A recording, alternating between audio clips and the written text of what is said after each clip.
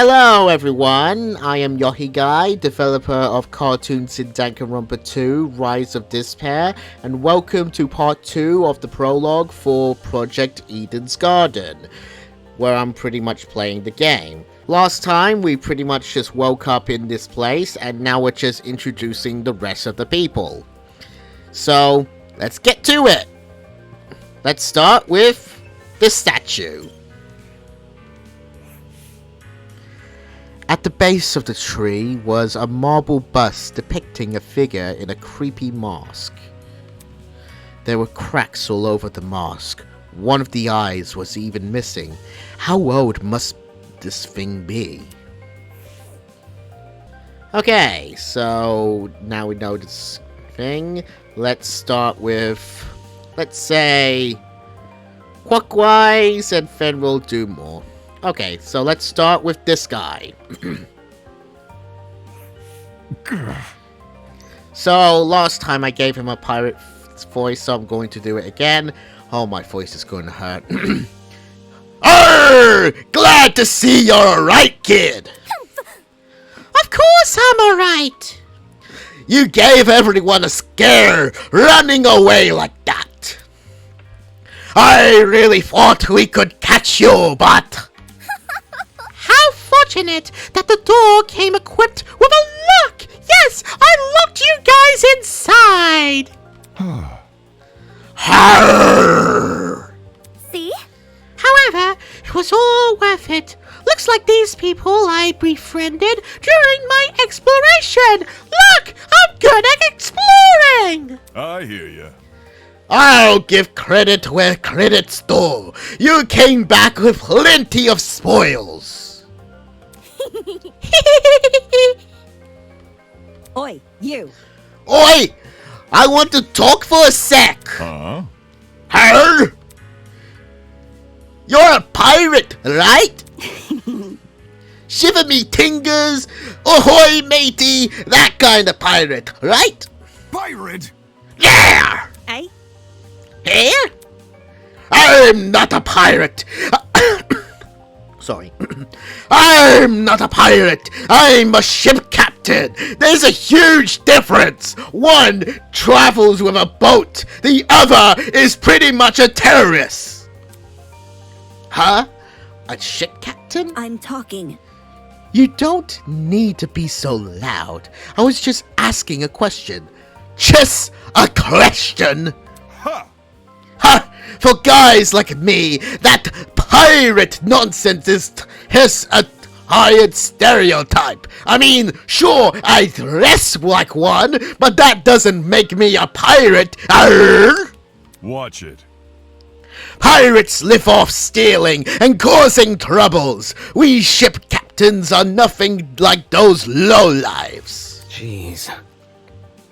If you're not a pirate, then explain the clothes. Huh? Hey! Do these look like the clothes of a pirate's to you? Maybe not a real one, but an exaggerated stereotype, sure. Please don't. It's probably best you leave this man alone.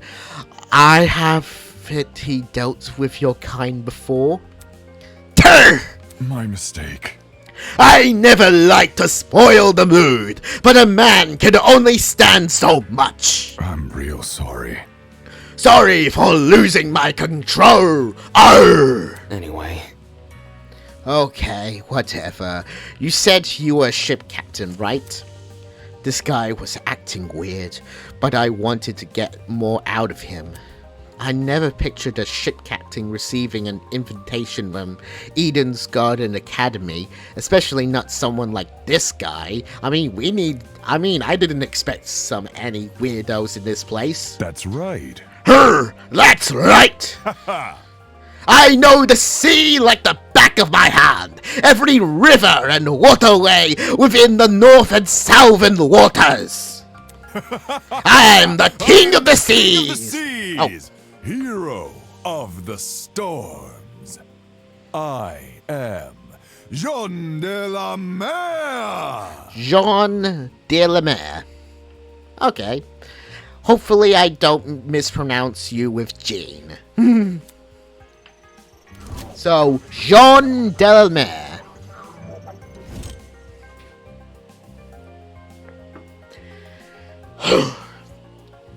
King of the Seas, Hero of the Storms. Do people actually call him that, or did he come up with those names himself? Is that really true? You know every river and waterway? Is that really true? Aye. Yep! I've studied every map I possibly can! Of course, I haven't actually been everywhere.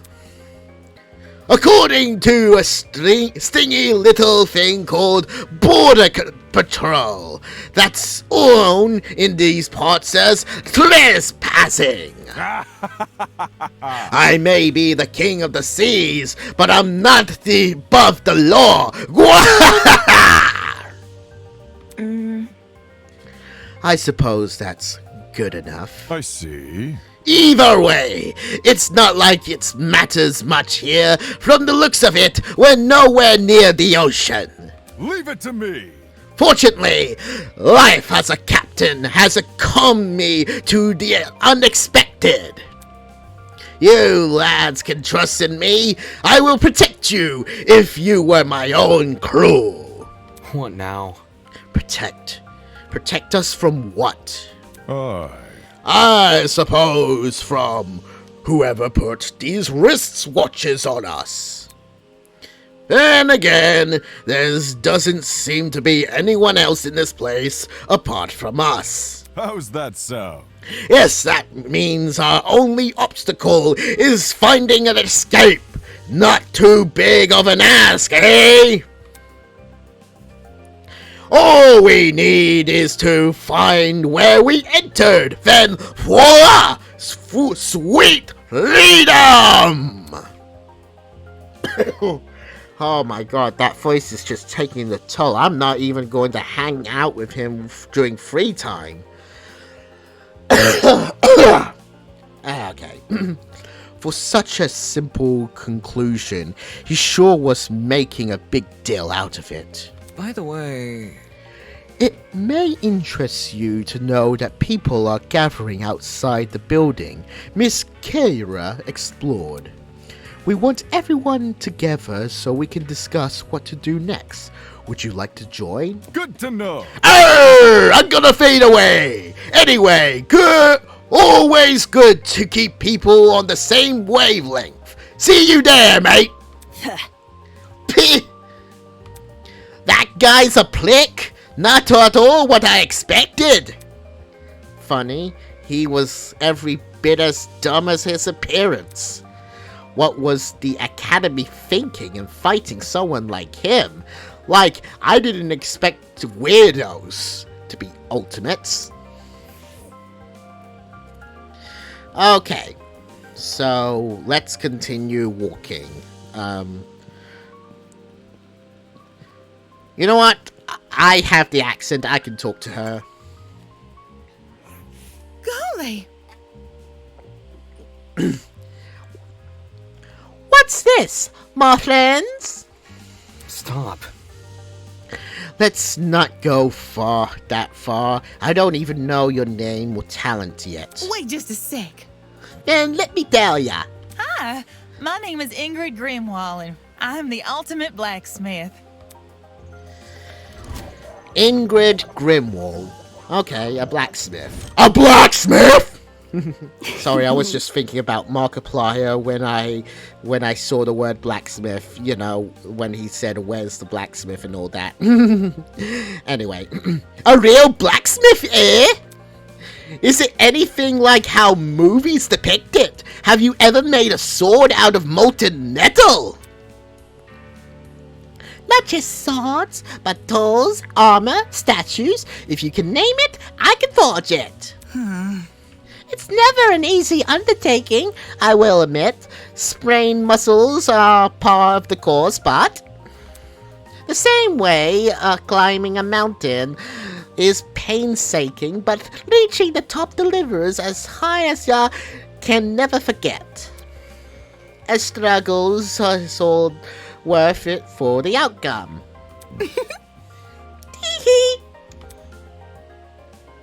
No wonder she's built like an athlete. Her job sounds like non-stop high-intensity exercise.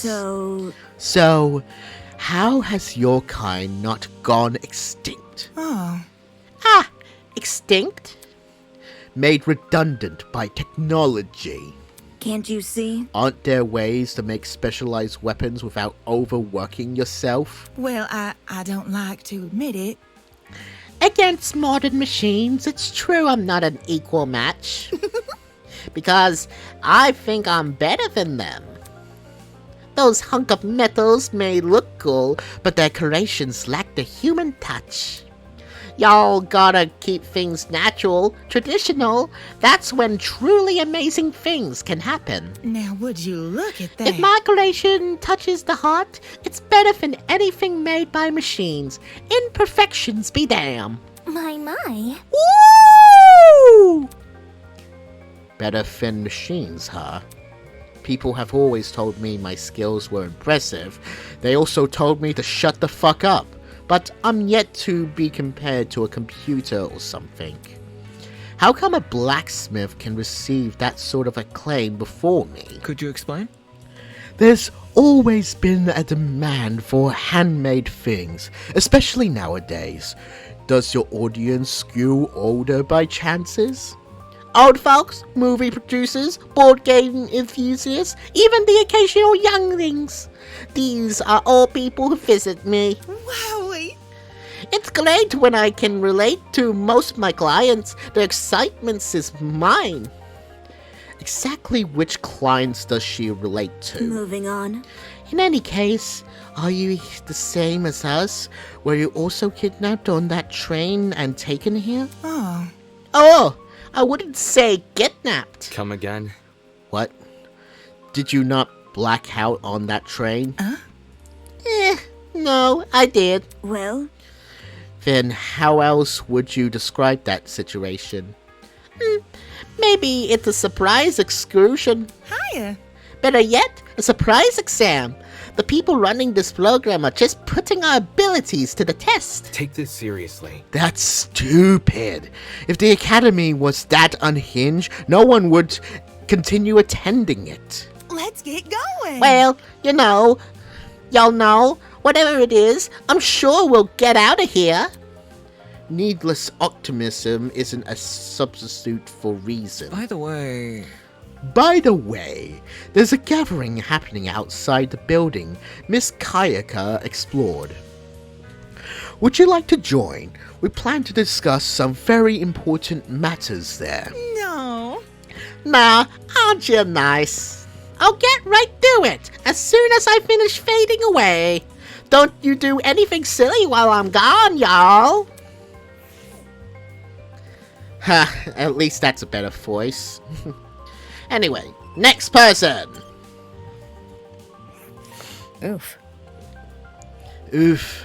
So, you're all caught up in this too, did you?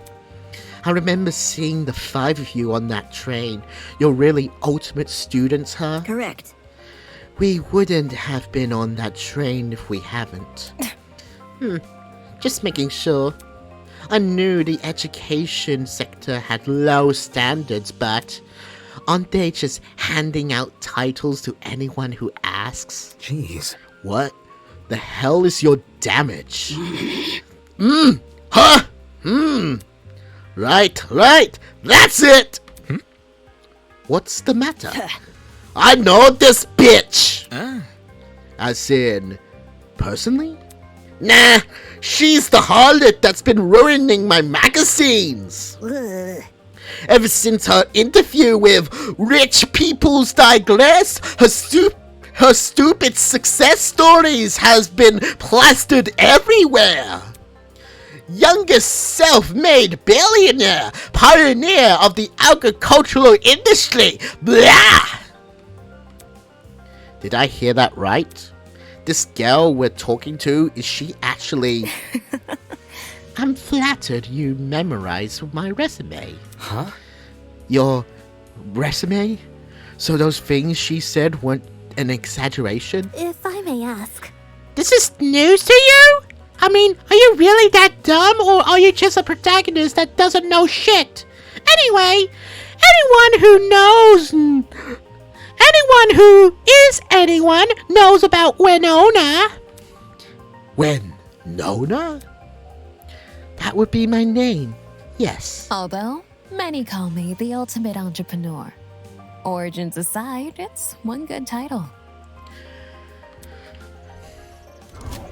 Winona doesn't even have a surname.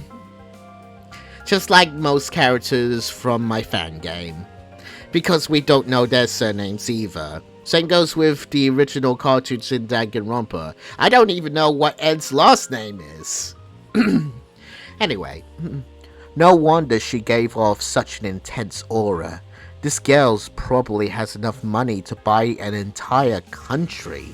She's that rich. Still, that doesn't mean I'm going to let her talk down to me. Sigh! She has looks, talents, and wealth. She would be a truly obsessive match. Interesting. Why would a billionaire need to attend a school like Eden's Garden Academy?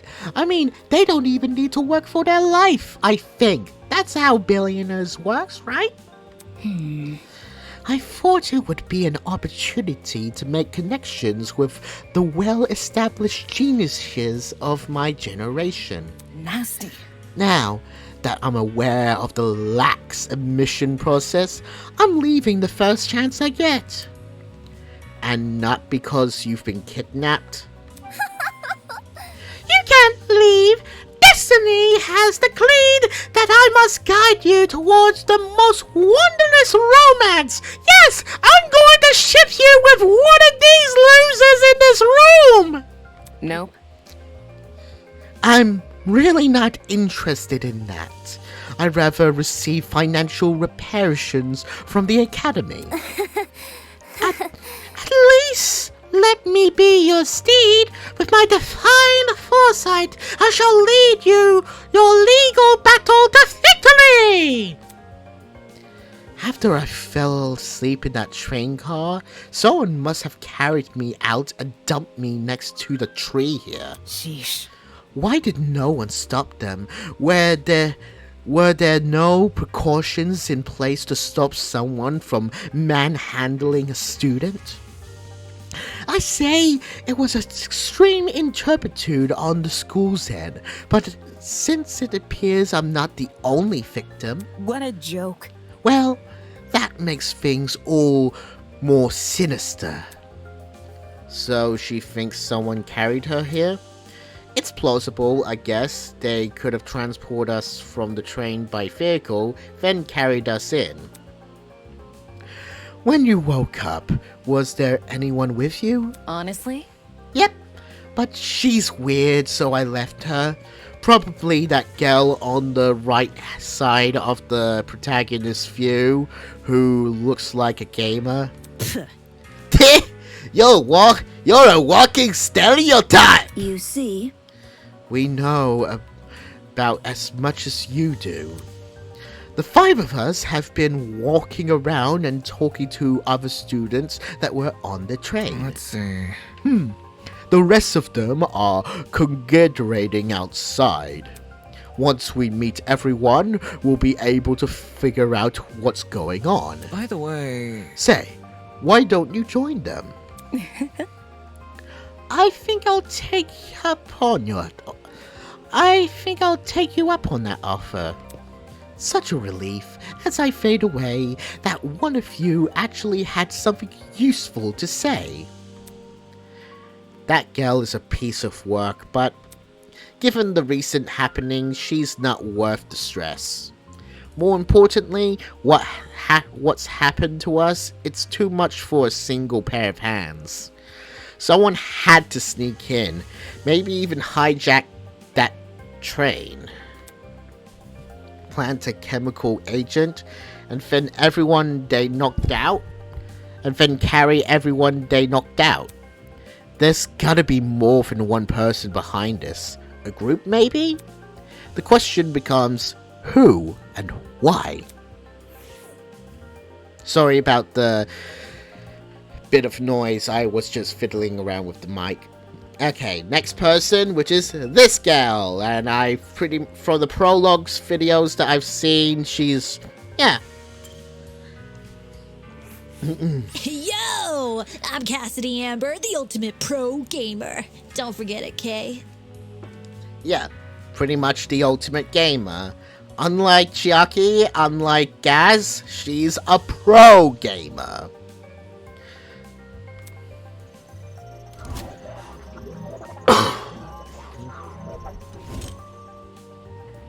Very nice. Jumping right into introduction. I like it. Yep. Cassidy Amber. Okay, yeah, I can see why people like her. Making a good first impression is key to grabbing the attention of your viewers. Especially if you have over 20 million of them. You hear that? Over 20 million! Gotta earn that watch time! Is that really true? 20 million? Is gaming really that popular? It is popular! I've been gaming all my life, so yeah. Duh. It's not just gaming, it's pro gaming! There's a difference! Yo! Facing off opponents in front of a large audience with prestige and prize on the line, the stakes can't get any higher! While her talent is pretty furious, her attitude towards video games competitions is somewhat impressive. So, not a pro gamer but more of an esports player? If I get that correctly? Or are pro gamers and esports players the same thing? You know what? Gamers are gamers. I'm a gamer. It's sort of like how I feel about debating on how I like to talk about things. Question. Oh, question. Hello? What is it? Do you guys know if this place have internet? Because I cannot live without internet. Me neither. I promised my comrades my streaming schedule wouldn't change after starting school. So, I'm kind of freaking out. Come again? Your comrades? Hey! Cassidy comrades! They're the biggest fan community on the internet! She means followers. She means her followers, being a streamer and all. It would definitely explain the hacks. Curious. You must be very wealthy then. I've heard that popular streamers earned a lot of money, especially from subscriber donations. Indeed. Ah, there are many stories about young men falling prey to the infamous tiered subscription, which I only done a couple of, but not so much. Only like the people I like to watch. They are rendered forever unmarriageable. Such a shame. So many suckers have you swindled. With such a large fan base, you must be ranking in the door. The hell? What's with your face? I see how it is. I see how it is. You think the only motivation is money, don't ya? Eh? Well, duh. Why else would you be a streamer? Bourgeoisie scum. Typical bourgeoisie scum. Whoa. I stream for the betterment of the human race. As the leader of the Cassidy comrades, it's my duty to redistribute most of my earnings to the masses. You mean you gave away all your money? Yep. I do ton of expensive and generous stunts on my channel.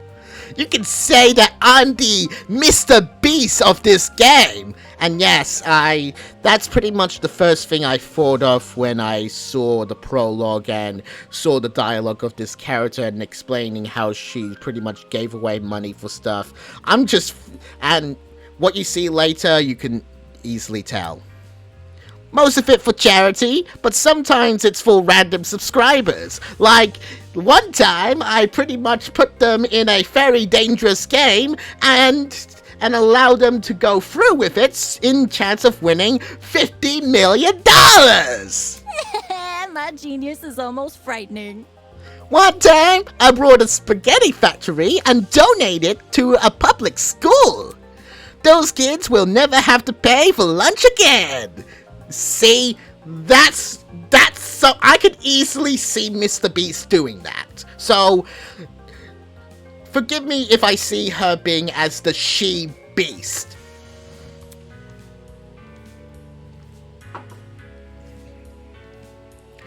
They probably gotten sick of eating pasta every day. Right!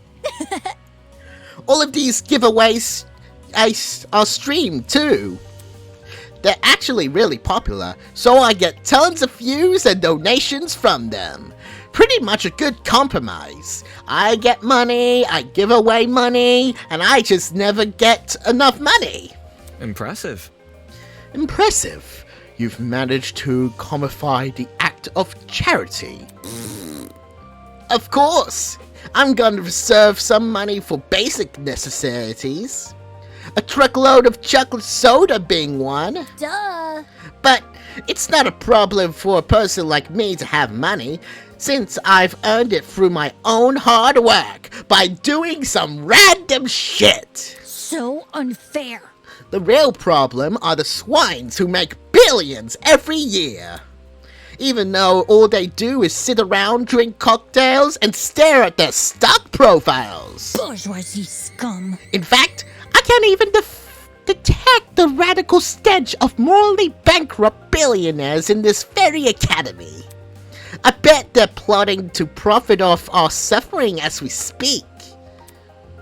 This girl is honestly pretty deranged, though that might be why she has a large audience.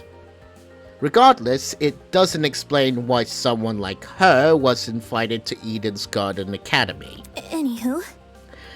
As wary as I am of future confrontations between you and the most efficient students, I suggest you head over to the building I investigated. We've been telling other people to gather there, mostly that lawyer over there. Okay. Alright, as I fade away, it's nice to see ya. And don't forget to like, subscribe, and ring that bell. I was doing it in character. I wouldn't never say that. I mean, that's pretty much what the stuff would do, but yeah. So let's go to the next thing. There's also a lot of good letters around here. In fact, the E seems to be there, but yeah.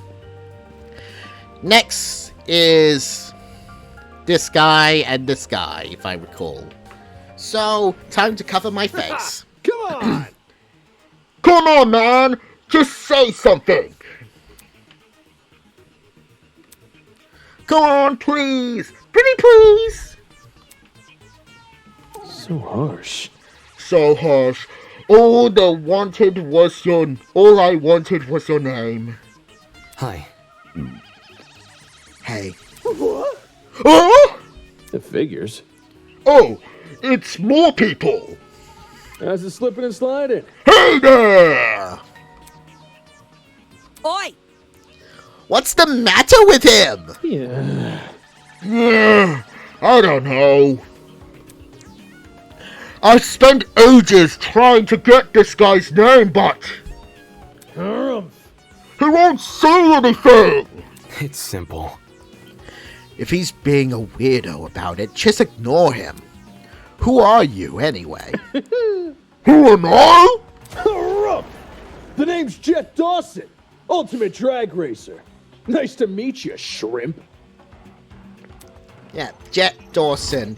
Pretty much have a very unique outfit, and yeah, pretty much, yeah, like this guy.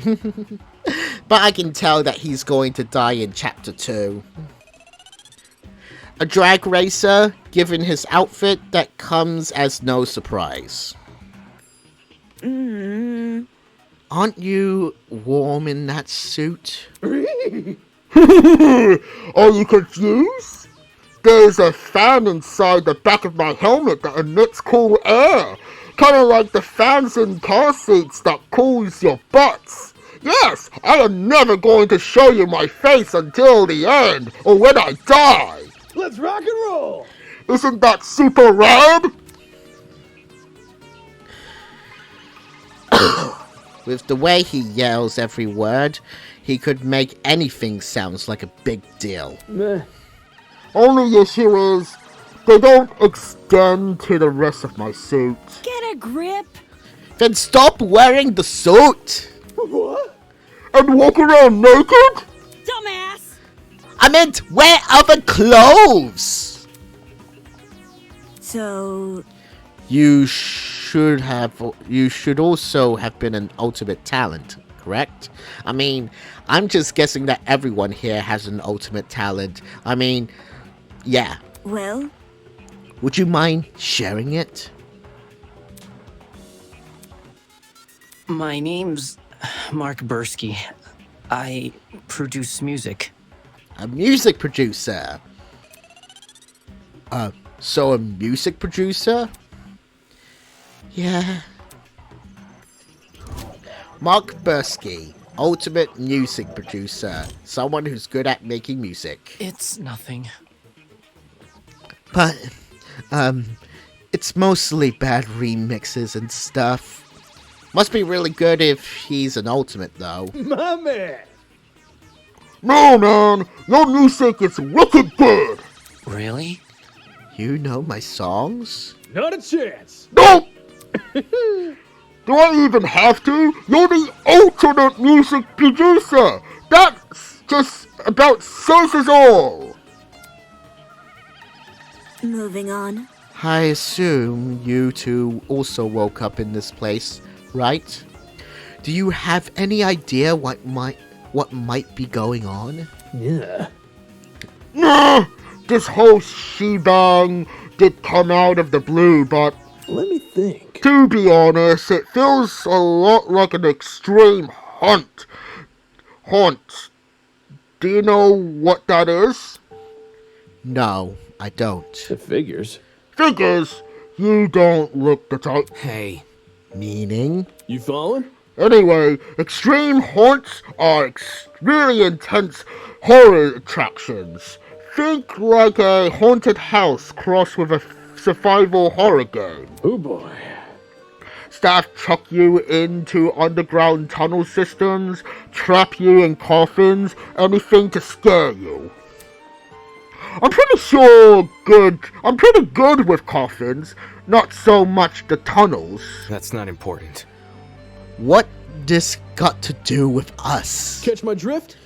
You see, there's a couple of places that are known for staring their haunts with a simulated kidnapping.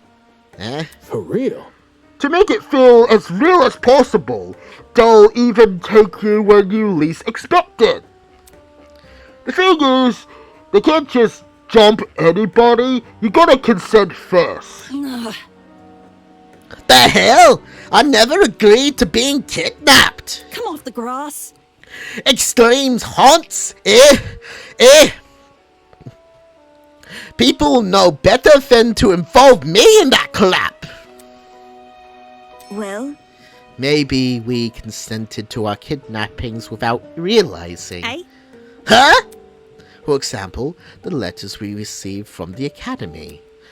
Is it possible those invitations were actually consent forms in disguise? Really? Don't tell me you actually believe this guy. Correct. Given what we've seen so far, I wager anything is possible. Maybe there is a robot bear that can able to murder a whole society. With being very sad. Is that really what's happening here? In accepting that letter asking me to join Eden's Garden Academy, did I unknowingly agree to this crap? Meh. Well, That's just a theory. Okay, theory! Thanks for watching! We wouldn't know what's going on until we explore some more. In any case, I know some people who might be interested in your theory. They're gathering by the courtyard outside. You can join them if you want. Adios. Sure! Let's go, Mark! I don't want to fade away, but I can. Though he looked less than enthusiastic, he let the drag racer take him by the arm and lead him away. Could it really be possible? Were those letters we received actually consent forms in disguise? Is this some sort of messed up attraction? What does they say about Eden's Garden Academy? Is it part of the charade? Is Eden's Garden Academy even real? I mean, the sky isn't real, this tree isn't real. Is Eden's Garden Academy just a figment of my imagination? Am I real? Does anything even exist? Holy crap, I'm having an existential crisis! Anyway, I should know better than to think nonsense things like that. If the Academy was fake, someone would have already blown its cover. It's more likely this is happening unbeknownst to the Academy. Oh, look, a picture. I can't examine the picture, really? Next person. Oops. Oops. I'm really sorry for hurting your feelings. I gave you content a try. Who knows? I might really like it. man. Meh. If you didn't like me from the start, you're never going to like me. Hi. Hey, you two. Wait. Huh? Over here. Oh, crap! New guy, over here. Huh? What? You boarded the train things went all crazy. Sorry, my voice is just being messed up. You boarded the train before things went all crazy, right? Check it out! Me and the new guy, together again! Stop. Stop acting like we're friends. I don't even know you. You're just messing with me. That's a joke, right? What is? You know the thing you just said? Hey. Maybe you heard of my name before? Does Guy Margarito ring a bell? Hey. Come on! Guy Margarito! Something of an artist? Something of an entrepreneur? Unlike that went over girl over there? Very funny. He's an influencer? A really big influencer? Nope. Doesn't ring a bell. Ouch. Right in the Ow. ego. Okay. I thought I already lost all faith in humanity before coming to this dump, but...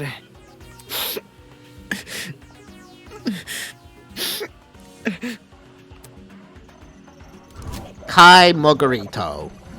Hopefully I'm saying that right. You don't recognize this dumbass! Must be nice! Huh? You do? Yes. Guy's the cancer of the internet! You disagree with him on one thing, and he'll sick his army of underage followers on you! Yeah, pretty much an influencer. Yeah. He's a dictator with a tendy fit! Another day, another Dictator? drama. Sheesh. Your naysayers types are always so dramatic. Whatever. Don't listen to her, new guy. This chick's just recycling other people's propaganda. Are you done yet? You're the one to talk. Check yourself in the mirror before crying propaganda. See that? Yeah, I seem no stranger to photo editing. I'm kinda impressed. No one would ever guess you had a face of a horse. And the tears return as quickly as they vanish. I'm not sure what I expected an influencer to be in person, but this was definitely not it. Don't be mean. Hey, leave Kai alone! He may not be the nicest person in the room, but can't you see you're hurting his feelings? Ugh. He can get over with it. Anyway, What about you? Can you give me your name and talent? Oh, Sure. I'm Diana Venecia, your local cosmetologist. If you're ever in need of a makeover, I'll work my magic. Just ask. Diana Venecia. Okay.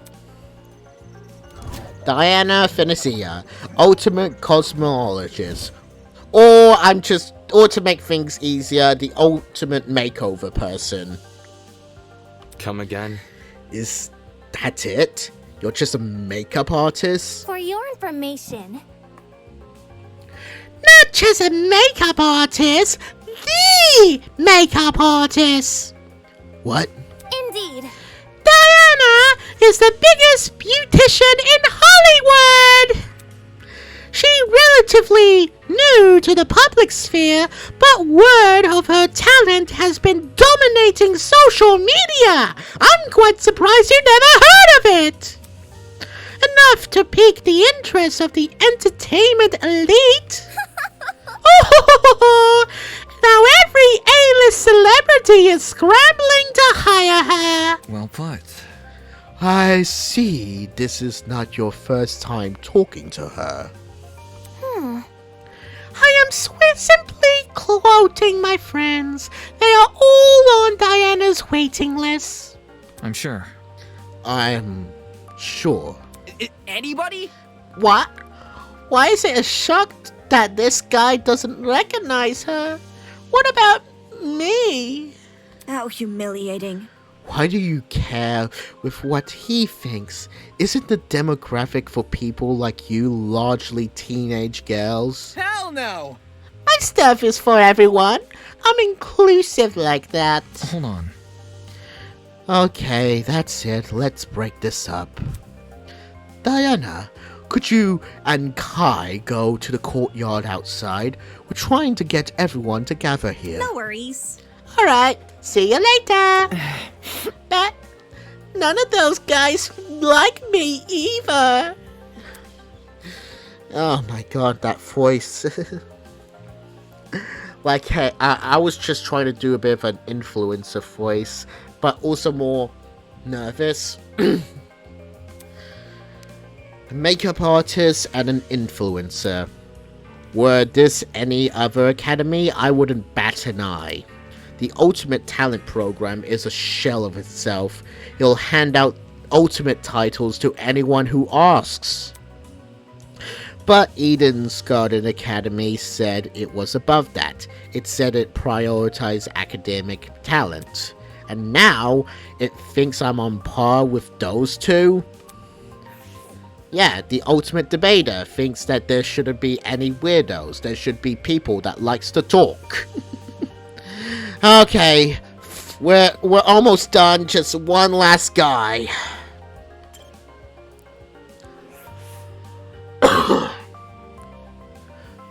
A boy was silently observing the place around him and jotting things down into a notebook. Hello?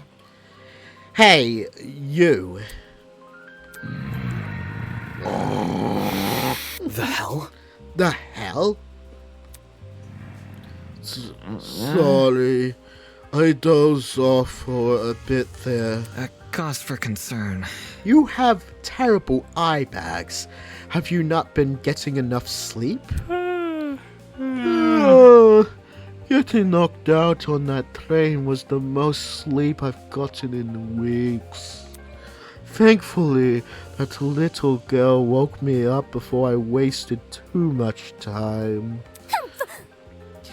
I'd known better, I wouldn't have. Your terrible sleep schedule has diminished your already meager natural beauty. The guy paused for a few seconds, then began furiously scribbling in his notebooks. Interesting.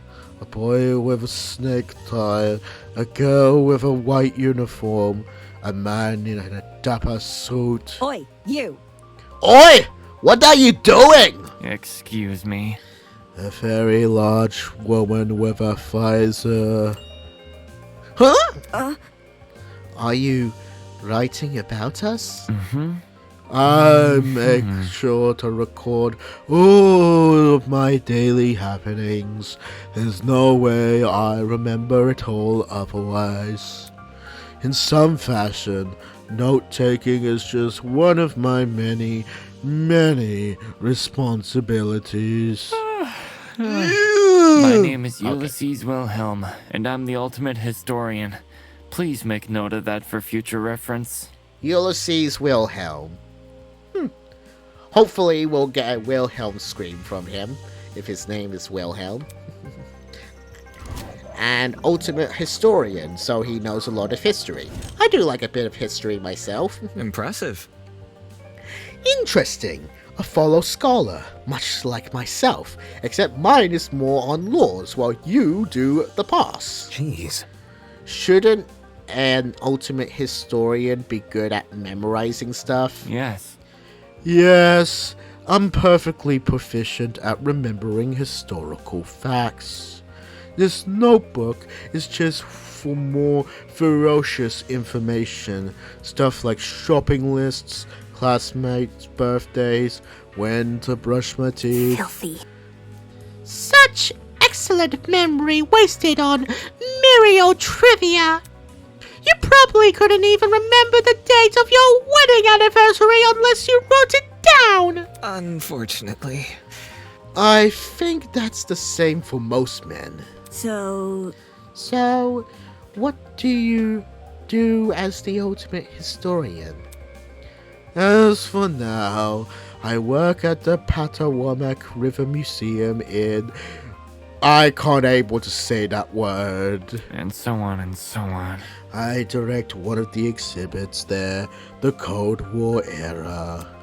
When I'm not giving tours, I'm studying primary source documents in my office. No wonder you can't get any sleep. If you stay awake while reading all those boring history books, there's definitely something wrong with you. History isn't for everyone, I'm aware, but it's important knowledge nevertheless. Those who fail to learn from history are doomed to sound stupid when arguing on the internet, just like the theories and speculations forms on the Cheesy Bastards Discord server when people are trying to figure out the murder of Star Butterfly. Okay, that kind of got in a bit more into the stuff that I get into. Sorry about that. no. That's not how the saying goes. It isn't, but I updated it to concede with more modern values, because everyone is stupid here. I thought it was funny. Right. Humor is subjective. Anywho, people have begun gathering outside. The plan is to discuss our next course of action. Could you please join them? Sleepy. Yeah, right. Thank you, miss. He hurriedly fumbled through the pages of his notebook. Toshiko Kairua. Did I say her name right? unacceptable! Did you seriously forgot my name? This is the most inrigorous offense. Take solace in the fact that I am a mere matchmaker, and not your romantic partner. A According to my notes, in a large world run by large ideas, small things can be easily overlooked. I'm gonna fade away, baka! Why did I say baka? Probably because of how she looks.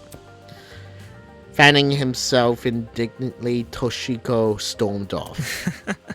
Should we follow her? Yeah. Yeah, this guy we just met probably won't.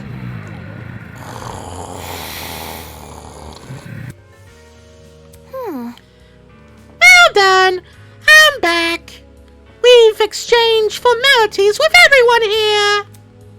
We should meet up with the others and formulate a plan of action! I am an ultimate! Yes! On our orders as ultimates, we will not be confined any longer! What a dramatic kid.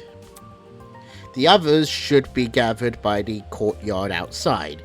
That's where I should head next. And I'm outside. The other 11 students were gathered in the center of the courtyard, nervously discussing the situation. Any clue? And I just teleported there. So, any clue what's going on here? What if... We're being pranked, 100%. Oh. This would be a really elaborate prank. No, seriously. Some people have money for it. Whatever it is, I'm killing the prick who's responsible. Unsurprisingly, they didn't seem to be getting anywhere. excuse me. This is off topic, but I don't believe I ever asked your name, loud woman in a visor. Remember the name. It's Grace, you wanker! And your surname, please. Madison! Grace Madison! The ultimate gopher! I can remember shit unlike you sleepy dumbhead! Hey? Eh? How do you know that? I thought that you can't able to remember shit! My. You said it in that dining hall, remember? That's problematic. I don't recall you being there for introductions. However, Maybe she was eavesdropping? I would never! Eavesdropping? I would never! Especially when I'm a matchmaker! I simply happened to overhear your conversation, is all. In other words, she was eavesdropping. Hey! If we could take a step back for a second, what was this about a dining hall? correct. It's inside the building over there. Huh? Is there a kitchen too? Man. They got everything locale. I'm starving. Pay attention! Be patient, will you? Introductions are still on the way. We're still in the fucking prologue. Okay, but you have to speedrun them. No, I'm taking my time with this. Oh, man. Gaming references for someone... gaming references for someone else? The universe has been thrown out of balance. Along with Grace Madison, we have the mighty and prodigious Wolfgang Akatir. Hopefully I didn't butcher his name. I'm just gonna call him Wolfgang. He's well known as the ultimate lawyer, meaning that he can able to fight, Phoenix Wright and Saul Goodman and win! That has to be account for something for ultimate lawyer. Hello. Yes, that's correct. Hey. Oh, hey, lawyer man. Lawyer man? Lawyer man? Is that your name for me? Yep. It's either that or Wolfie. Do you like Wolfie more? I must decline. Stay with what you already have. Hi. A lawyer? What It's so nice to meet you. Next up, we have, Toshiko turned and squinted at me. His name seems to be escaping me, which is unfortunate for me. Perhaps you might know Wolfgang Grace? I'm not too familiar. I have no idea. Fuck if I know his name! Broski. He told me. I'm pretty sure. It's Mark, right? No, that's my name. My dad. I got a habit of mixing you sort of guys together. Oi! Oi! What are you waiting for? Tell us your name already! Damon Matsu, ultimate debater. A debater? A debater? Ooh! So like a bargain bin lawyer? Hey. That's...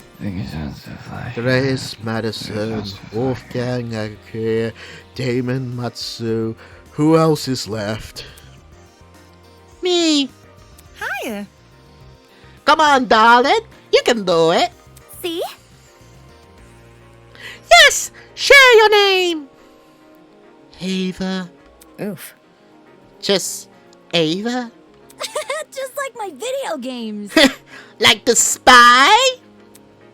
Ava Sunaka. That's a very pretty name. Now, would you look at that? Fittingly elegant, ain't it? But let's not get off topic. What's your old talent, Eva? That's... Now that she mentioned it, I'm pretty sure you never told me your talent. What's up with that? I told you mine. It's only fair you tell me yours. Ultimate liar. The ultimate liar. Quite an interesting talent. So, kind of like that guy in that small antagonist in V3. I think the name is Koichi, I think, who likes to lie a lot. I might be getting the name wrong. Maybe. Ultimate liar. That's so funny. So, like, what's your actual talent? Deal with it. That's it. What? Good to know.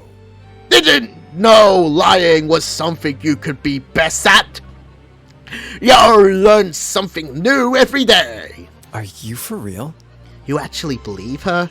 How is someone supposed to make a career out of lying? Oh, tell me about it. Like, there's a lot of liars who can able to do things. Pretty much all you just need to do is convince people that you're really good at shit. Now. Easy. Get a job at marketing.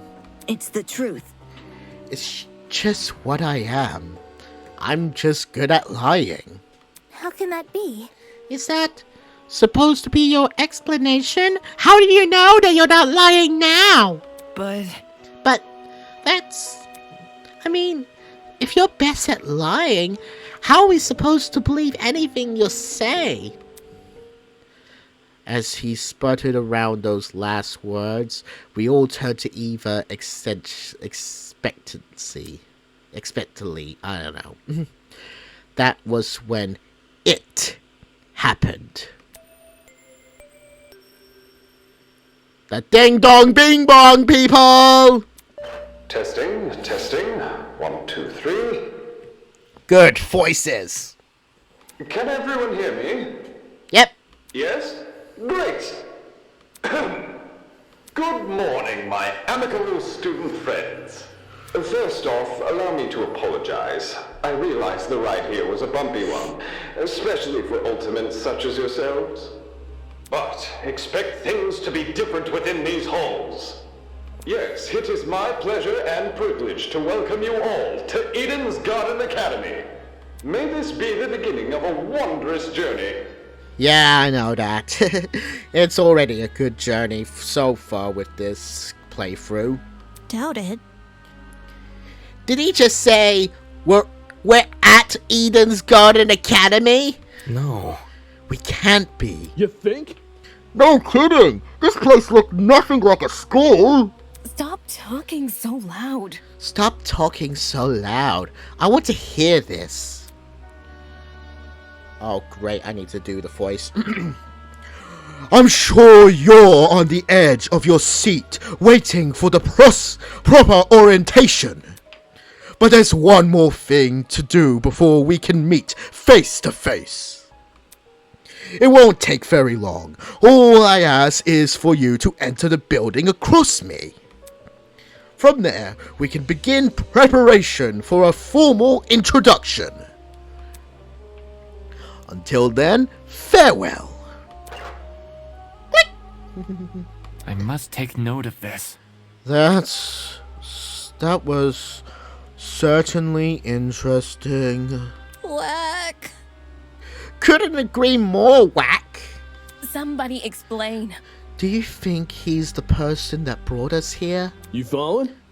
Yo! What if he set it up they'd see sleeping gas on the train? Bit complicated. In that travel bag? How do you reckon he snuck it on? Guys. Sorry to interrupt, but we're not going to skip that part he said about the building, are we? He wants us to go inside. What do you think? Should we? Hell no! Hell no! I'm not waltzing right in there just for me to die or something. Die? You think we're going to be harmed? Hold on. If our captors wanted to kill us, we'll already be dead. What would be the point in killing us now? Reactions, I guess. I don't know. I'm not a psychopath. How should I put it? If it goes to it, what if we walk in together as one big group? When y'all know something is looking out for y'all, things can be a lot less scary. Aye!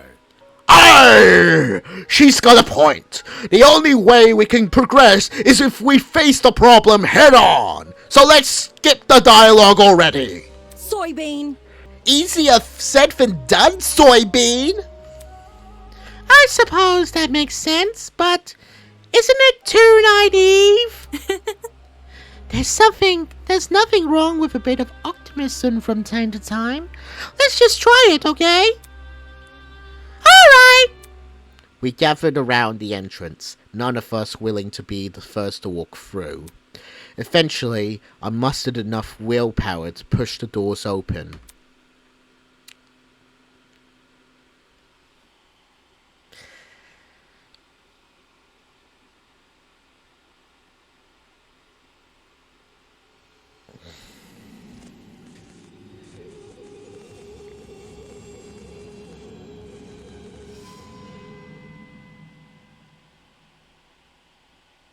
In front of me lay the battered, bloody body of a young woman. Yeah, so this part of the game is actually the most shocking because it's the prologue and we already got a dead body. Kinda. Like I said, I've already seen the prologue, so I know what's going to happen. I'm going to be blind for chapter 1, but we'll get to that point. But this is quite such a unique idea on introducing the whole trial and investigation at the beginning of the prologue rather than chapter 1, because yeah, it pretty much gives you the game mechanics and all the way, and I am definitely going to learn about the game mechanics here so it can able to help me. I don't think this could work for the prologue in the original Danganronpa games, not in cartoons in Danganronpa, not even in my own fan game, which is why I didn't even done a trial. If I'd done the trial in the prologue, then it would just take too long for me to develop. I would probably still be working on chapter 1 daily life if I'd done that. And it kind of doesn't make sense in the story-wise for it in my fan game. So, yeah, so clap for, yeah, happy that there's something a bit more different here. But let's continue.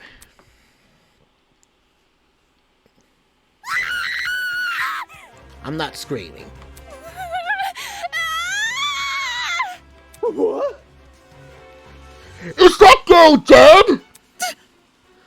Why is there a dead body? What happened? There's no way. Is this another student? Holy! Shit! What the shit? Dining hall people? You were in this building before. Tell us what's going on. Dude! Yeah! Why didn't you mention this other gal? The hell? The hell? I never even saw her. Really? Huh? You were there too, bargain bin. Don't even. There's a floor below us. That's where I woke up. Very funny. And you missed the whole ass person? Yeah, right. Hell no! You saw her. You must have seen her. Come on, just admit it. Stop pressing me for an answer, you. Hold on. I can corroborate Damon's story. There was never a body. Miss Madison and I walked through this exact hallway and saw nothing. I wasn't expecting this. So between the time you left and the time you've returned, this girl was murdered. Ah! You think she was murdered? Well, I don't know for sure, but what happened to her that really looked self-inflicted. Oh, shit! So, there's a killer running loose? Yeah, I'm not going to scream. But I don't recall hearing anything when I was waiting outside. Desmond can back me up, right? Shit. She's right. There were no screams and no one left the building. So the killer's still inside? Good scream. As more panicked shouts filled the corridor, Eva silently walked over to the body. Oi! Oi! What are you doing? Ignoring Grace's question, she crouched down beside the dead girl and poked her in the face. What the? You... What the fuck is wrong with you? Stop that! Strange. It's not real. Eh? Eh? This girl. She's just a dummy. A dummy? How? Nuh-uh. That's definitely a real body. You're crazy! Didn't you just say you were a liar? Why should we believe you? It's the truth. If you don't believe me, inspect it yourself. Say.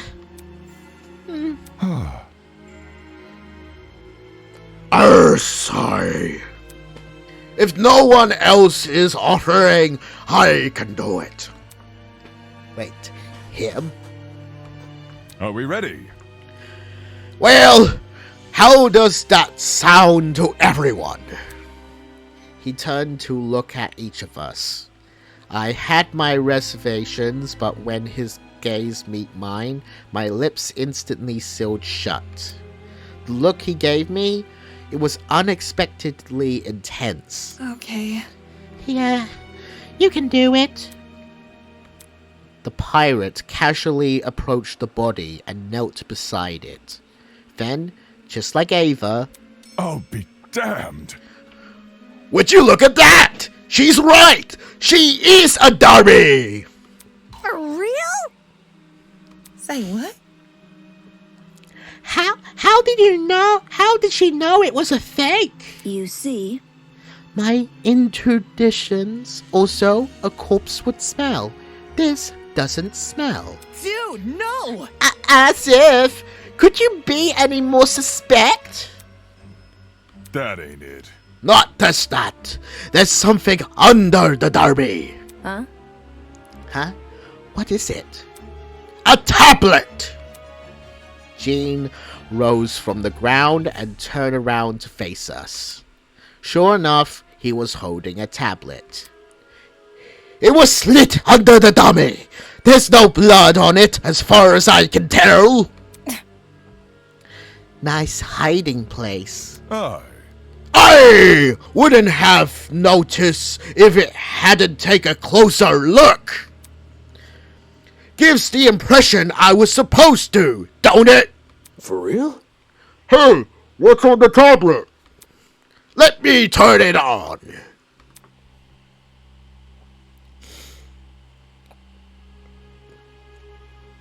He pressed the button, then walked over and held the tablet out for us to see. Oh wait, no, that's Cassidy, so... Oh! It's loading something! After a few seconds, the loading symbol vanished. In its place was a photo of a girl. What? What is this? However, the tablet hadn't finished loading.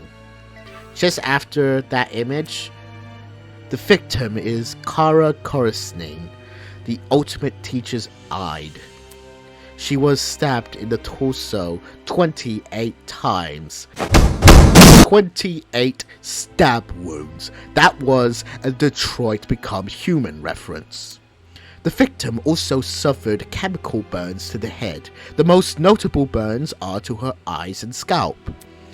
Cause of death is blood loss. The time of death is unknown. It reads like a... Oh wait, no, it's Ulysses. It reads like a body report. First, a dead body that revealed to be a dummy. Now, a body report? What the hell is going on? Jeez, took you long enough to find that tablet. Long ago, a heinous murder was committed, and the victim so happens to be an ultimate, much like yourselves. What? Before you is a perfect reconstruction of the crime scene, as well as an effigy of the victim with the appropriate injuries. It was quite emotionally draining to craft that dummy. It serves as a strong reminder of what was lost. She was such a nice girl, so much potential, lost to violence. What is this man playing at? Anyway, it is your responsibility to figure out the details of her death. The surrounding area, the murder weapon, how she reacted in her final moments, etc. And don't worry about finding the murderer's identity. He's already right in front of you. See? That grey man's on the tablet screen. Yup, that's your guy. Please investigate the crime scene and gather as many clues as you can. After a certain period of times, you will be asked to present your findings to me. Believe me, it is in your best interest to put your full efforts into this. Have fun, everyone! Click. Not okay! Investigation? What the hell? Back off. Fuck! Enough of this already! I don't want to be any part of this! Stop telling me what to do! Grace grabbed a huge chunk of rock from the floor and ran over to the speaker. Screaming an obscenity, she pulled her hand as far as she could. Stop! Brutal! No way! Was that the watch? Trying to destroy private property? That's a sap! Fuck! Fuck you! Holy! Is he for real? Is this school really trying to make us solve an old murder? Don't say that. Hold on, you guys. You can't just believe everything that strange man claims. Why would Eden's Garden Academy, any academy for that, do something like this? Even if it tried to, the Ultimate Talent Program would have stopped them.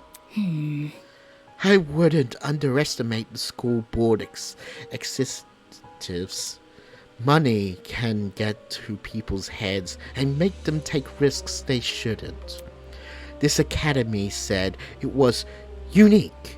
Maybe this is their version of an entrance exam? What a joke. They're so obsessed with being different from the competition, they've forgotten what people want. More like what they've forgotten how to be the same. What did you say? Would the UTP really be okay with this? Think about it this way. Seems pretty counterintuitive. Everyone will want to quit their enrollment after this. And Sue? I'm talking. If this is the work of a separate group, why are they using the Academy's name? Has a way to hide their own, maybe? They might have been even kidnapped us because we're attending Eden's Garden Academy. So... Explain. Well, what if they knew we had to board a train? It would explain why we passed out. They boarded the train before us and planted the bag with the gas. There's gotta be because something. This happened on the train to the academy. They could have claimed they are the academy. If I may ask. Everyone keeps saying they. Isn't it the speaker man who kidnapped us? That's not it. It obviously wasn't just him. Seizing a train, bringing 16 people to an unknown location, that takes a team to do. Of course, that raises another glaring question. Why us? Why have we been brought into this? Is it because we're ultimates? It's not like anyone's specialty is detective work. It just doesn't add up.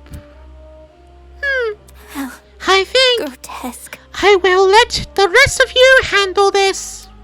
I doubt I'm needed in this grotesque situation. I'll just be on my way. Yeah, that's okay. Actually, I can come with. I feel super bad leaving you alone. Oh! Sure. Sure, I suppose. You can do it. Good luck solving the mystery. Everyone, I know you can do it. Yeah! We're fighting! On that note, Diana and Toshiko walked away in the direction of the room with the kitchen. Oh. Huh. Don't get close. I'm going with them. Screw this. Kai took off down the hallway like his life depended on it.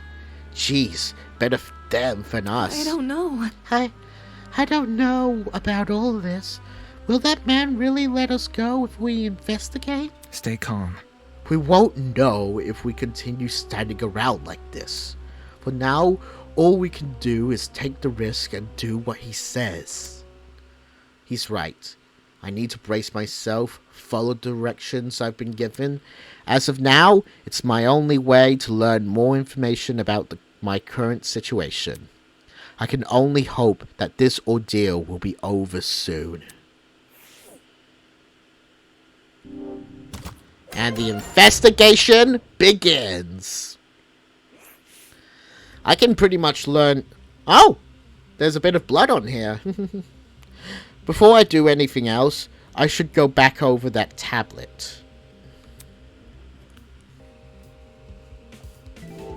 The victim was Kara Kozminen, the ultimate teacher's aide.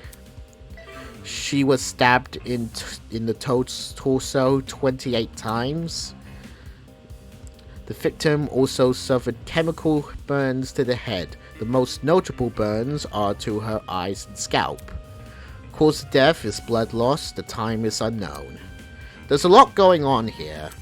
Chemical burns, in addition to 28 stab wounds.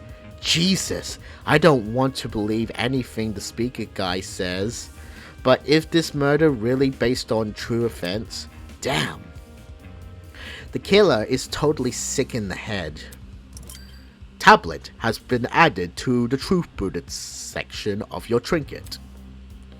Okay.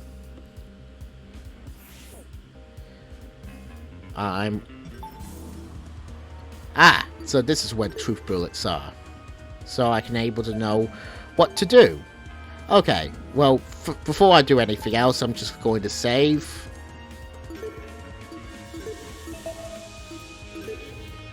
Yeah. Alright, time to do shit. Let's begin with the body. Our captors gave us a lot of information about this victim. To their credit, what's written on the tablet seems accurate, but I should inspect the body just in case. Damn it. It's just a doll, Damon. Stop hesitating.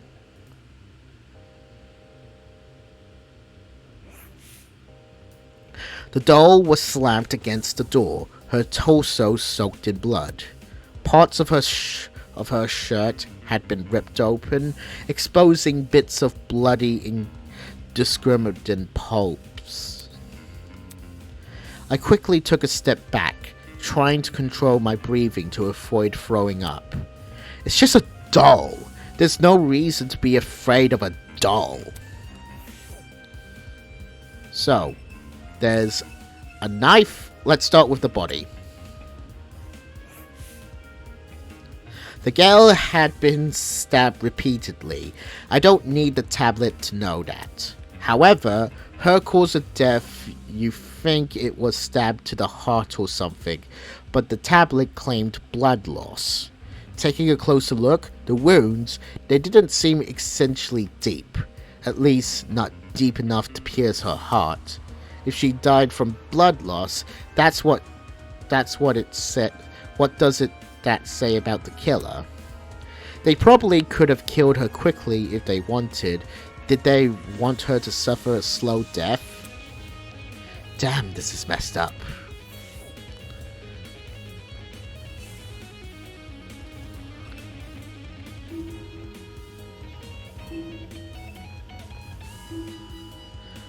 Okay. A bloody knife lay next to the victim. It's safe to say that this must be the murder weapon. Bloody knife has been added to the truth bullet section of your trinket.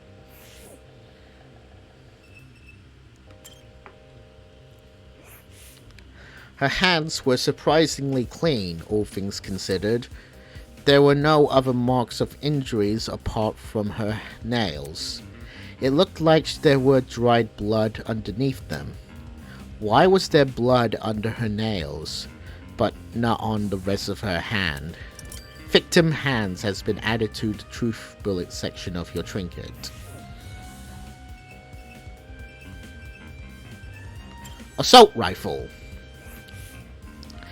The initial sight of the doll shocked me so much, I completely overlooked this rifle. Inspecting it now, I realized something. If the victim was stabbed, why was a rifle near her body? That rifle! Could ya step back a bit? I'm curious about something. No. What? No, Before I could finish my sentence, Sean walked over to where I was and picked up the gun. Hey, you're messing with the crime scene. Ignoring me, he released the magazine of the gun with surprisingly ease. From the top of the magazine protruded a loaded bullet. I see. Hey! That's interesting. This rifle hasn't even been used. Definitely a dangerous thing to have around. I'll put it down and guard it so nobody gets any smart ideas. Better than him holding it. Damn, a loaded gun. What was going on in the killer's head? Why bring a gun to a crime scene and not even use it? Unless that gun was purely for intimidation? It's not very logical, but it's a twisted game to play with the victim. Assault rifle has been added to the truth bullet section of your trinket. That seems to be all of the evidence. Nothing else was catching my eye. I should check inside of the closet now.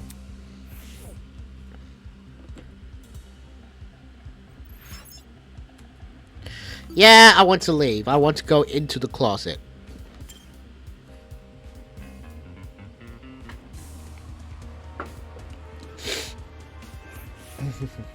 Like the rest of the building, the inside of the closet was old and dilapidated. It was the last place I wanted to dig through, but I had to gather as much evidence as possible. Otherwise, I won't be able to present a strong argument.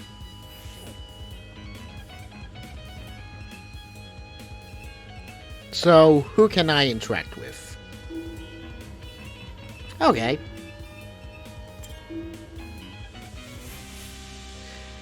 There's a clock above the door. Doesn't seem like it works. Okay.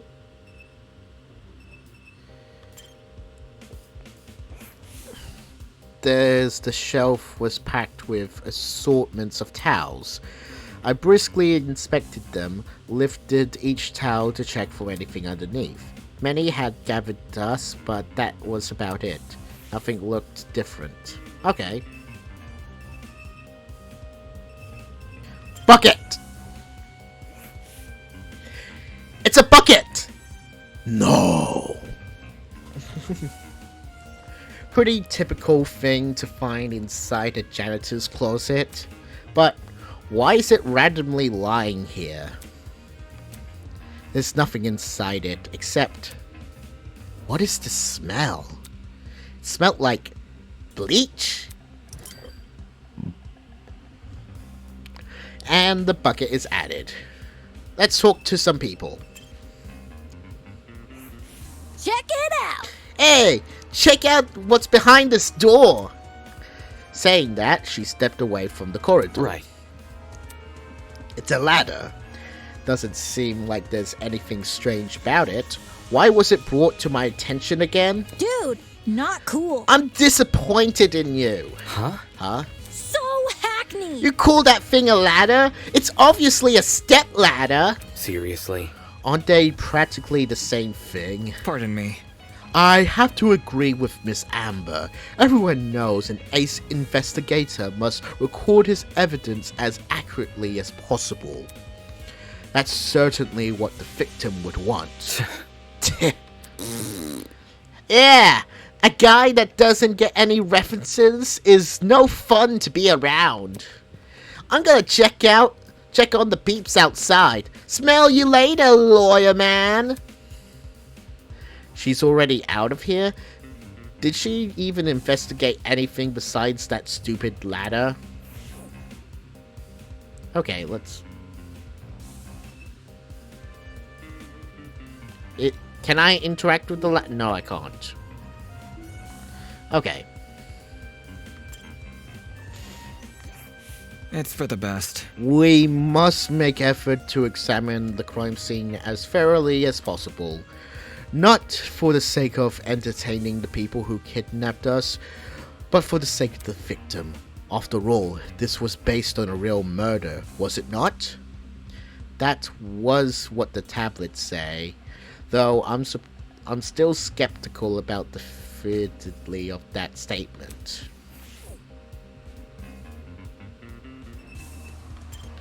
Eva.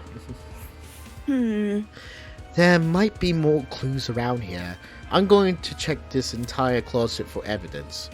No thanks. A person like her is probably more likely to cause a murder, not solve one. Alright, have fun with that. Looks like that's everything around here. I should check out the other end of the room. Okay.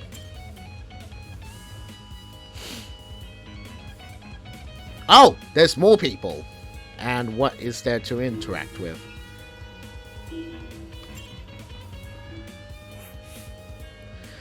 It's another surveillance camera.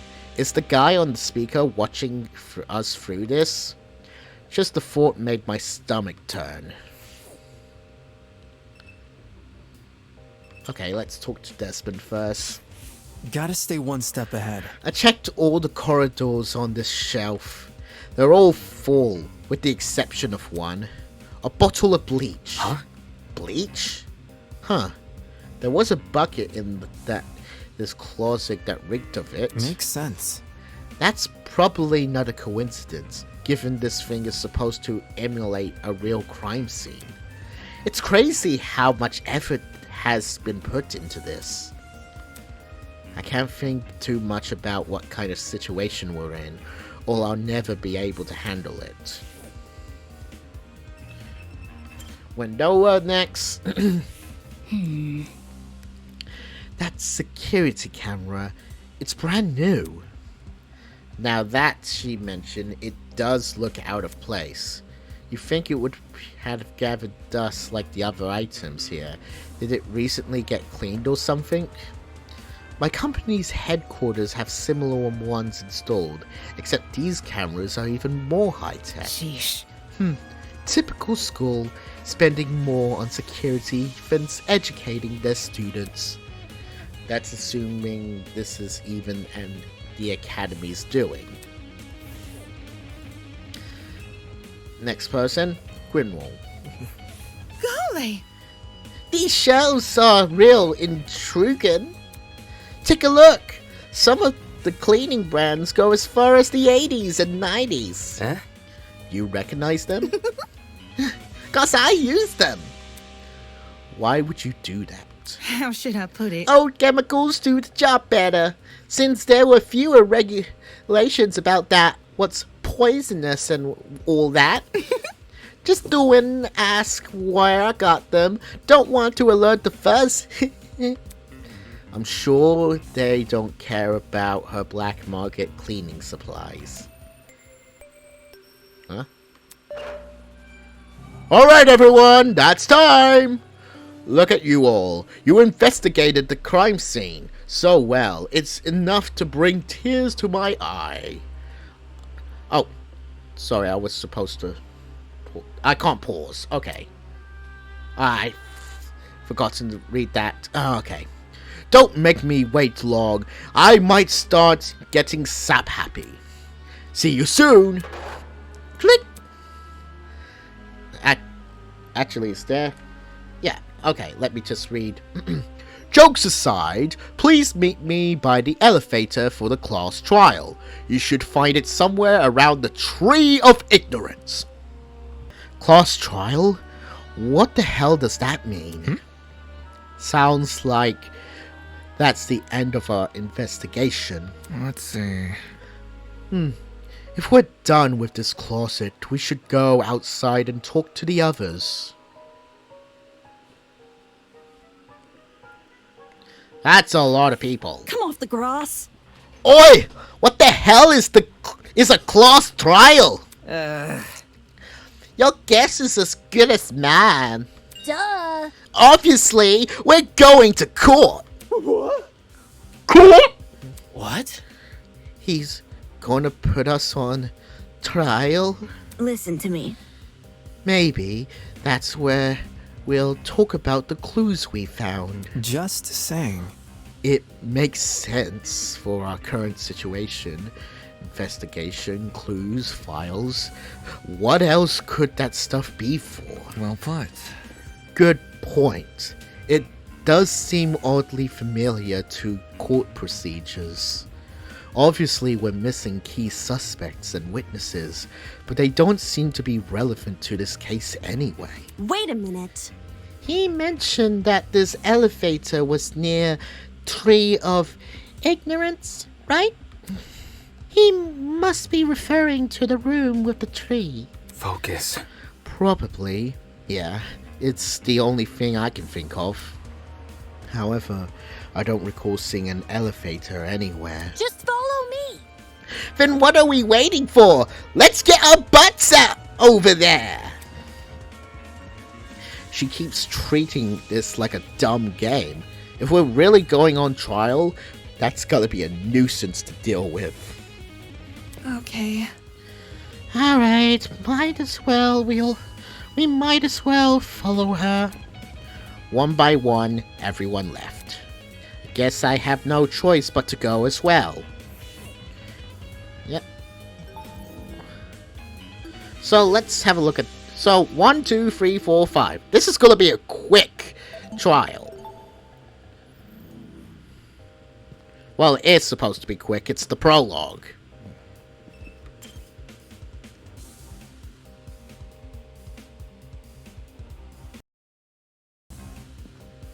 Oh, this gal.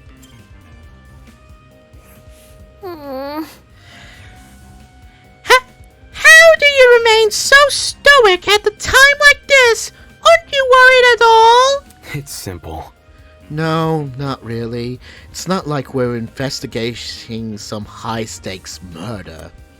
It's just a dummy. That's it. Yes! Quite! I completely concur! She's obviously faking it. Even without looking at her face, I can tell she's sweating bullets. Like my truth bullets. Okay. Off to go.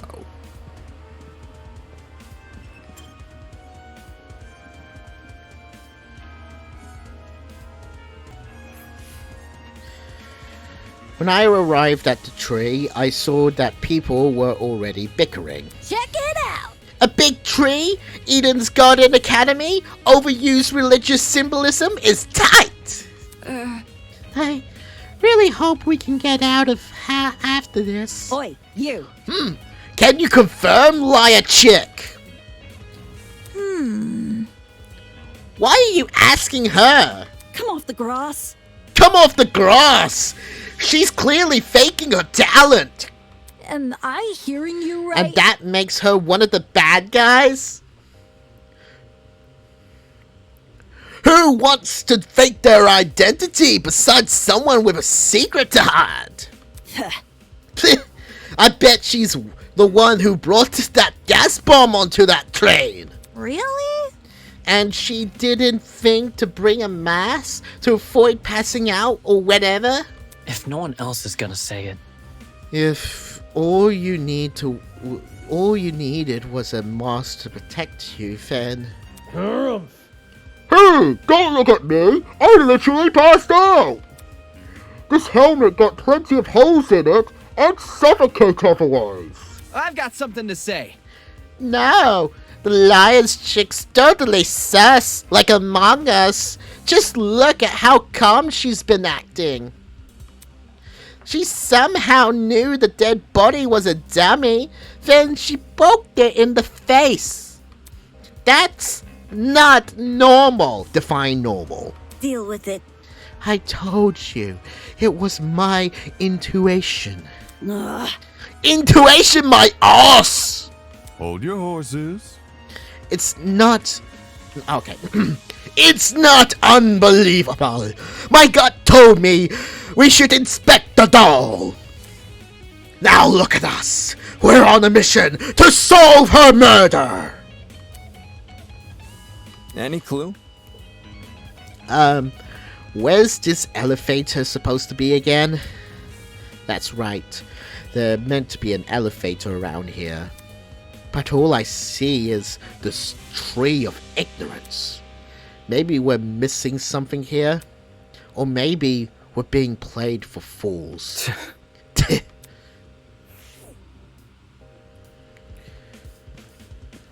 Clearly, that's...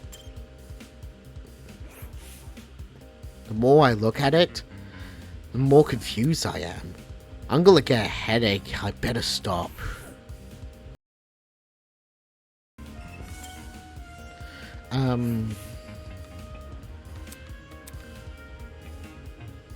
What you doing? You notice that statue too, don't ya? Huh? Oh, fuck. I just realized. Okay. It's the creepy statue with a chunk missing from its face. I didn't notice this the first time, but the edges along the missing section were surprisingly clean. It looked less like the chunk naturally fell off, and more like someone carved it out. You notice that too, don't ya? Oh? Oh yeah. You alright? What's up with the statue? There's definitely something whack about it. I just can't put my finger on what. Look. The mask is broken. There's a piece missing. But... Is that weird? The statue is probably, like, super old. It makes sense it'd be cracking and stuff. I'm talking. No. This definitely seems intentional. Way. Like, it's crappy on purpose? Even so, it's not relevant to the elevator, is it? Well, you know. What about... Maybe if we find the piece and place it back to the statue, something will happen? Like a puzzle-solving game? That sounds kind of far-fetched, but it wouldn't hurt to try. Sounds easy. You're saying we gotta look around for the other part of the mask? Hold on to your butts, cause I got the eyes of a predator. Whatever. This isn't a complete... Never mind. With that, everyone started to search the tree again. Some people inspected the tree itself, while others scoured around it. After what seems like a few minutes, Grace stood up frantically with something in her hand. Oi! Oi!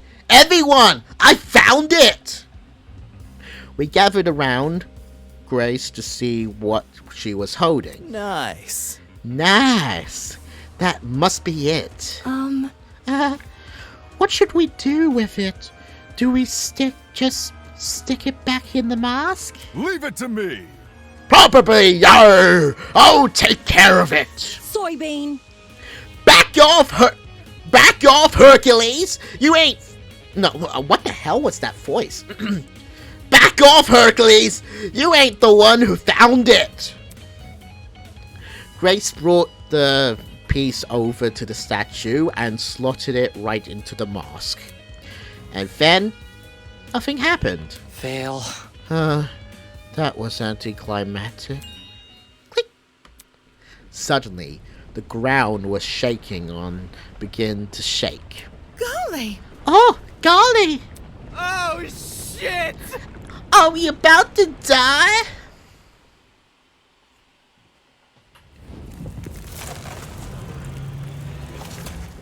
The tree opened.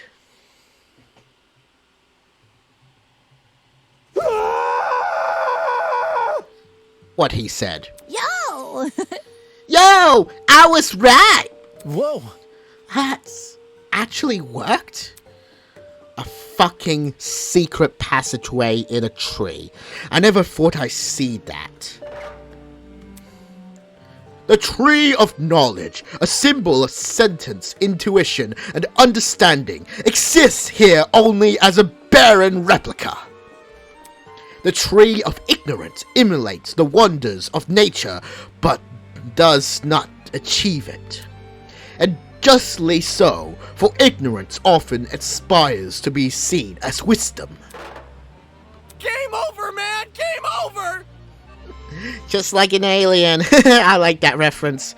Oh god! Now he's spitting random philosophy! We're so fucked!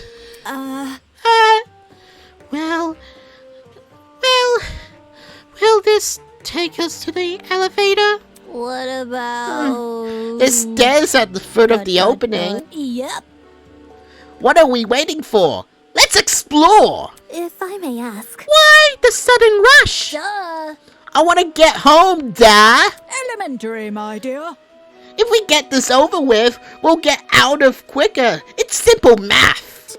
Sure. Fair enough.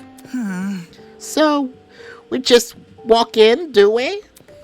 One by one, we approach the opening of the tree. and descended into the darkness. Okay, Cassidy. This is an elevator. I see. The elevator is underneath the tree. Reckless investments, I'm telling you. With a rumble, the elevator began its descent. We stood in silence, 16 worried strangers plummeting into the unknown. That's what we were, after all. Random people thrown into this horrible place. And for what? Some twisted man's game? A fake crime scene and an investigation, a creepy statue, an elevator in a tree. Not that this was the work of your average kidnapper. This was something much bigger, and in no way could it be connected to Eden's Garden Academy.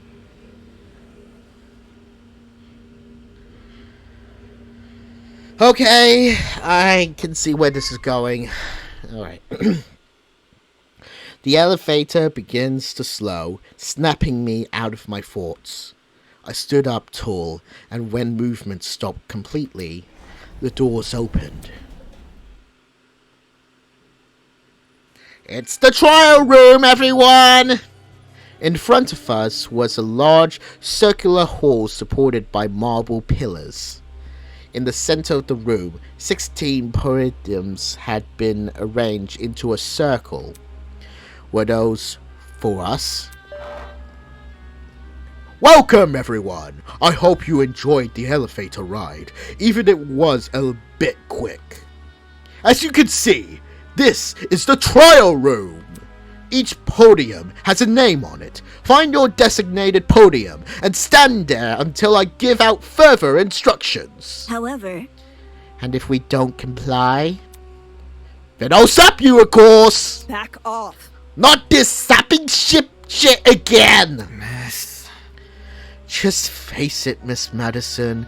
We have to go along with his demands.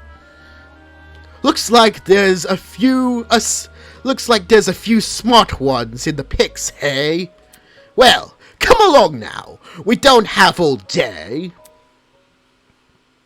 There was no avoiding it. We had to assume our places. Alright. Time for the trial to come out. Scanning the faces around me, everyone wore their similar expressions. Discomfort, anger, worry, it didn't end. We've been kidnapped and forced to play as pawns in some insane game. No free will, no choice in our actions. All we could do was move forward. We had to hope for an escape, a way to run from this twisted place. We had to solve this murder case. That was a bit weird.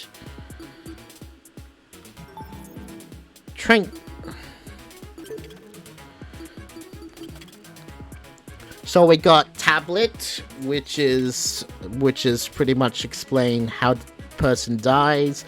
Bloody knife, blood-soaked knife, a fully loaded assault rifle next to the body, a bucket lying around the janitor's closet, the interior of the bucket reeked of bleach, and the victim's hands were dried of blood. Okay, so we got some stuff here. Not much of a truth bullets, but good enough to try. So, let's begin the trial. And because of this, I'm putting this in kind difficulty because this is just the prologue. Let's begin! Class trial in session. Let's begin with a brief explanation of the class trial. Good, I don't need to talk anymore. I'll just let them speak. The objective here is simple. Explain how the murder took place. Using evidence you've gathered during the investigation, you will argue what you believe happened to the victim. Should you all agree on the right answer, you will be free to leave this place. Should you all agree on the wrong answer, well, you'll find out. AKA, your fuckers are going to die. That's all there is to it. Have fun, everybody. Somebody, get me out of here. If this is something we must discuss, I know a good place to start. Get me out of here, get me out of here, get me out of here, get me out of here, get me out of here, get me out of here, get me out of here, get me out of here, get me out of here, get me out of here! Ah! Somebody get me out of here! Yep. Expected. What happened to her? She got sad because she tried to, argue. You've seen people sap before. Wait, did she? I seen people sapped in this game, and not sure if she saw it. Oh wait, no, she did saw it when she tried to lift the rock. Okay. Oh shit! They fried her brain! Calm down, it's only a shock. She won't suffer any permanent side effects. Obviously. If I wanted to see the brain dead bigger, I'd just turn on the telly. Real funny. On that note, please, carry on. Holy shit. The people running this thing aren't playing around. As you were saying, Wolfgang? Right. The way I see it, the objective of this By the way, can I get like a seat with this thing? I'm just gonna be an onlooker. It's only fair. You're seriously not going to contribute? What am I even supposed to do? Put your detective hat on, buddy. We're here to solve a mystery. Yeah. Who murdered that dummy chick, right? Not who murdered her, how they murdered her. Did that tablet not explain it? It listed her wounds, yes, but it didn't explain how they were inflicted. Probably because it's so obvious. But, Miss Amber, you didn't even read the tablet. And I don't have to. Would you look at that? A debate's already underway. These guys are clearly confused. I need to stop them before they arrive at the wrong conclusion. Oh gosh, do you hear that? That's the sound of a non-stop debate approaching! Yeah. During non-stop debates, your classmates will speak one after without interruptions. Yep, I know how it works. Students may say things that contradicts the truth, and it's your job to determine which statements must be broken in order to progress the trial. For your ammo, you have been armed with truth bullets you gathered during the investigation. Truth bullets that are relevant to the debate will be loaded into your truth cider. Use your mouse to aim and your right click to fire. You'll want to aim for words highlighted in gold, those are the weak spots. A lie or contradiction may be hiding in a weak spot. Carefully compare your classmates' statements to the evidence you gathered, and use the correct truth bullets to destroy the relevant weak spots. If things are flying too fast, use spacebar to concentrate. This will temporarily slow down time. Speaking of time, be sure not to run out of it. That's an automatic game over. Not that someone of you clearly would ever fail. Hopefully I won't fail. Anyway, press F3 to revisit these controls whenever you wish. That's all for now. Don't jump to many conclusions.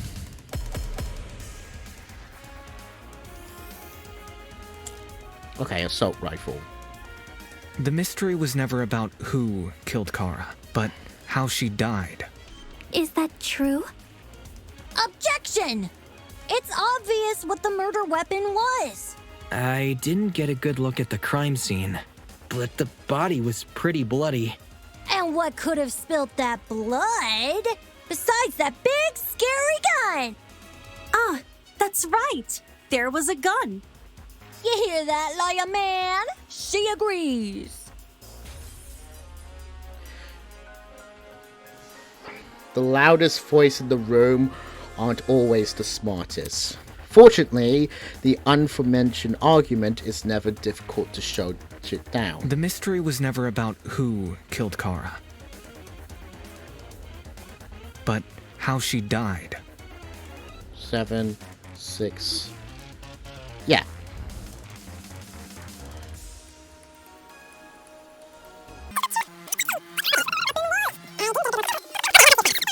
Besides that big, scary gun! No, that's wrong! Yep! That gun is fully loaded, so you really can't able to do that. Cassidy, can you stop butting in? You barely investigated the crime scene to begin with. Whoa, what? I searched that place from top to bottom. Alright, then tell me, how was a fully loaded assault rifle used as the murder weapon? That's easy. It wasn't. Obviously, the shooter reloaded their gun to full capacity. No, because there would have been bullets. Any smart shooter could tell you that. No. Why would the person reload and there would be bullet shells left on the floor? Why are you bringing me into this? Except, the victim suffered multiple stab wounds to the torso. If a gun was fired, not only should the body have had bullet wounds, but there would be shell casings from the fired bullets. Exactly. We saw neither at the crime scene. Details. If the gun didn't do that, chicken, what was the actual murder weapon? The actual murder weapon? That's obvious. It was the knife! I got it. Yeah, knife. The bloody knife. It's just so blatantly obvious. It was literally right next to the victim's body. Exactly. Cam's razor gotta ruin everything. Interesting. Both the knife and the rifle were present at the crime scene, but only the knife was used. Kind of weird choosing the inferior weapon. Nothing beats the sting of a sharpened blade. If the killer didn't use the rifle, why was it at the crime scene? Maybe it came from inside the closet. Don't see why you'd be storing a gun in a janitor's closet. Man, I don't know. What if it's not even related to the murder? Of course it's related. It's covered in blood. Exactly. Oh no. Everyone's starting to yell. This debate is getting out of control fast. I need to say something. Okay, so we got the tablet. So to reiterate, both the rifle and the knife. Okay, so were next to the victim's body. Yep. Yet they opted for the knife. Odd choice. I bet that gun didn't even work. These days, it's all about aesthetics over effectiveness. That's like your opinion, lady. If the gun was broken, then the killer would have no reason to bring it with them. And yet, they did. Watch it be for the aesthetic. it was easy to assume the killer was the one holding the gun, but considering the details of the victim's death, I'm inclined to think otherwise. Yeah. To reiterate, both the rifle and the knife were next to the victim's body. The killer shouldn't be opted for the knife. Yeah, it shouldn't be the killer. Broken, then the killer would have no reason. Then the killer. There you go. That's wrong. Yep, that's wrong.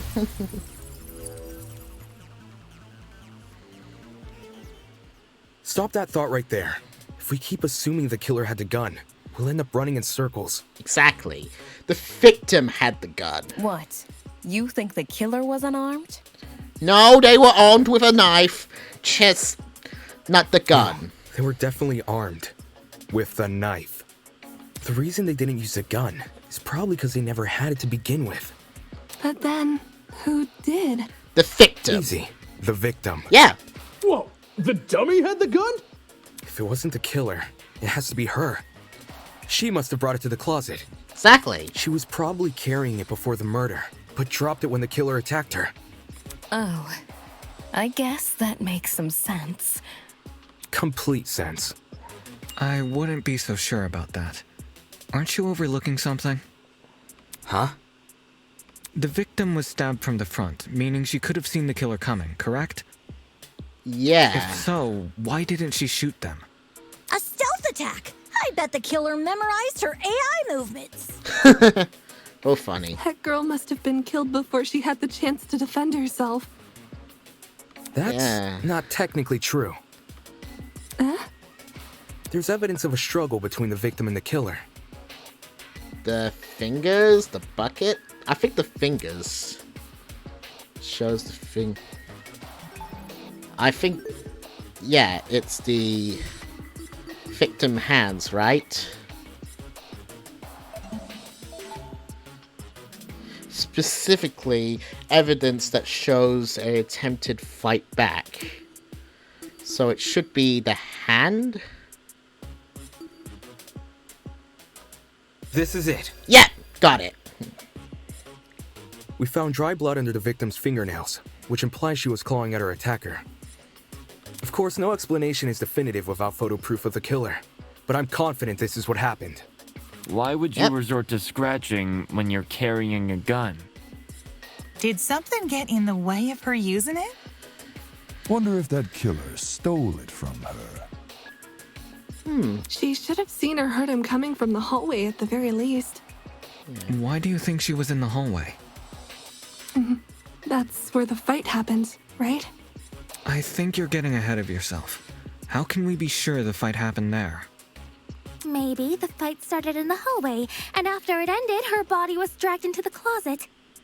If that happened, shouldn't there have been streaks of blood on the floor or in the hallway? Exactly, it should be on the door. Drag marks. Can't say I saw any. It was merely a jest. No need to take it so seriously. Instead of dragging the victim, what if the killer carried her? No. I don't know why they would want to do that, but it would explain the lack of drag marks. But then... It would have dropped. Wouldn't the killer have been covered in... Blood. Aye. It should have gotten everywhere. Exactly. Those wounds were brutal. A few inches deep, I reckon. Carrying her would have done nothing to stop the blood flow. Good point. She was obviously killed in the closet. That's where the blood was? Yes, you're right. I'm so sorry for derailing the conversation. It's alright. Moving on. That fight. The victim had the gun, but she was overpowered? If she wanted to, she could have just, you know... Shot him? It doesn't make much sense, does it? Yeah. There must be something we're missing. Something that explains how the victim was overpowered. I know I'm the only one who can figure this out. Alright. I'll talk about the agree points. During the last non-stop debate, you would have noticed that some phrases were blue. Bet you weren't expecting that, huh? Those phrases are called agree points. They are a counterpart to weak points. As the name would suggest, if an agree point aligns with the evidence you gathered, you can use truth bullets to prove it, correct? You can simply aim your receptacle and as you would with weak spots and shoot. In your pursuit of truth, you must be prepared to corroborate with a classmate's testimony, when it would be wise to do so to figure out. Good luck.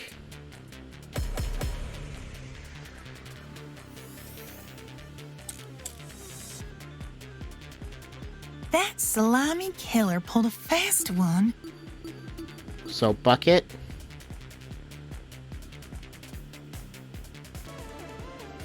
And knocked the gun out of her hands. By the sounds of it, those two did have a crazy tussle. But she still carried a gun. So why didn't she shoot? I bet that girl didn't even see them coming. Maybe she thought the killer was her friend? I know I wouldn't hurt a friend. She tried clawing their eyes out. Okay. So why did the victim not shoot her attacker? Everyone got a theory, but who has the actual answer? That slimy killer pulled a fast one. Oh! Tablet!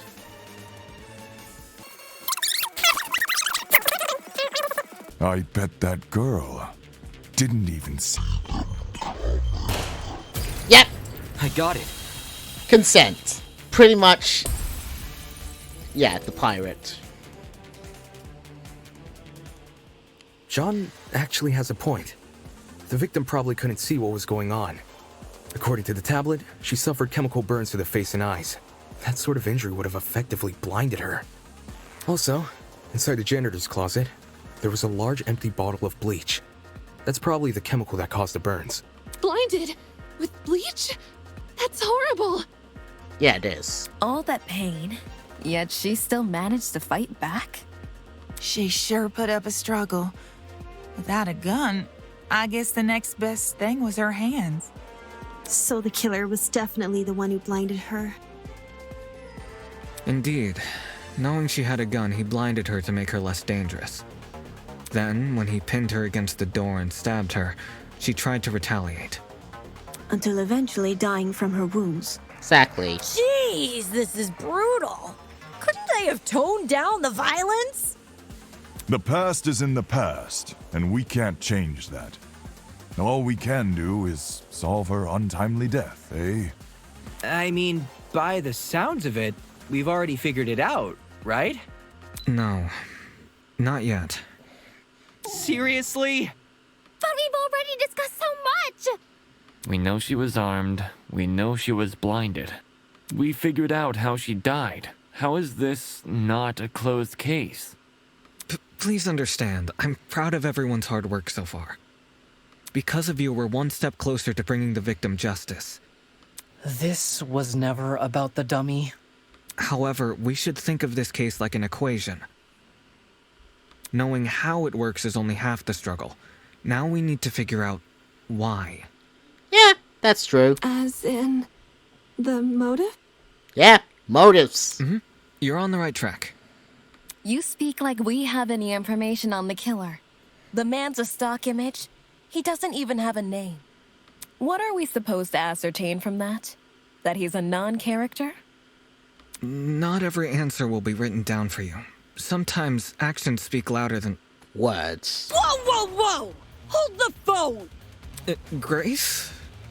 Whoa, what? Since when was Grace back to normal? Right now, Soybean. Watching you guys try to solve this mystery has been like watching a dumpster catch on fire. You were sapped. I guess all that smoke must have clouded your vision, 'cause there's a big-ass elephant in this room. An elephant in the room? That's giving us too much credit. So the killer incapacitated that girl. She had a gun, it makes total sense. Problem is, you've yet to explain how he used the bleach. The bucket! I sort of assumed he spilled it on the victim. Right. He just tipped the bottle over her. That bottle is where the bleach came from, sure. But I doubt the bottle itself was involved in the murder. When we found it, it was neatly ordered on a shelf near the back of the closet. The gun and knife were just thrown on the floor.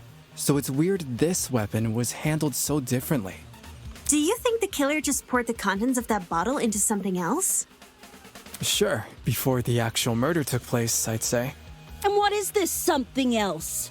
Go on, explain it before this dumpster turns molten.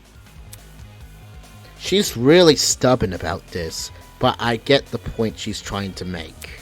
Before we move on from the subject, we need to make sure its logic is completely sound. Alright then, let's put out this fire.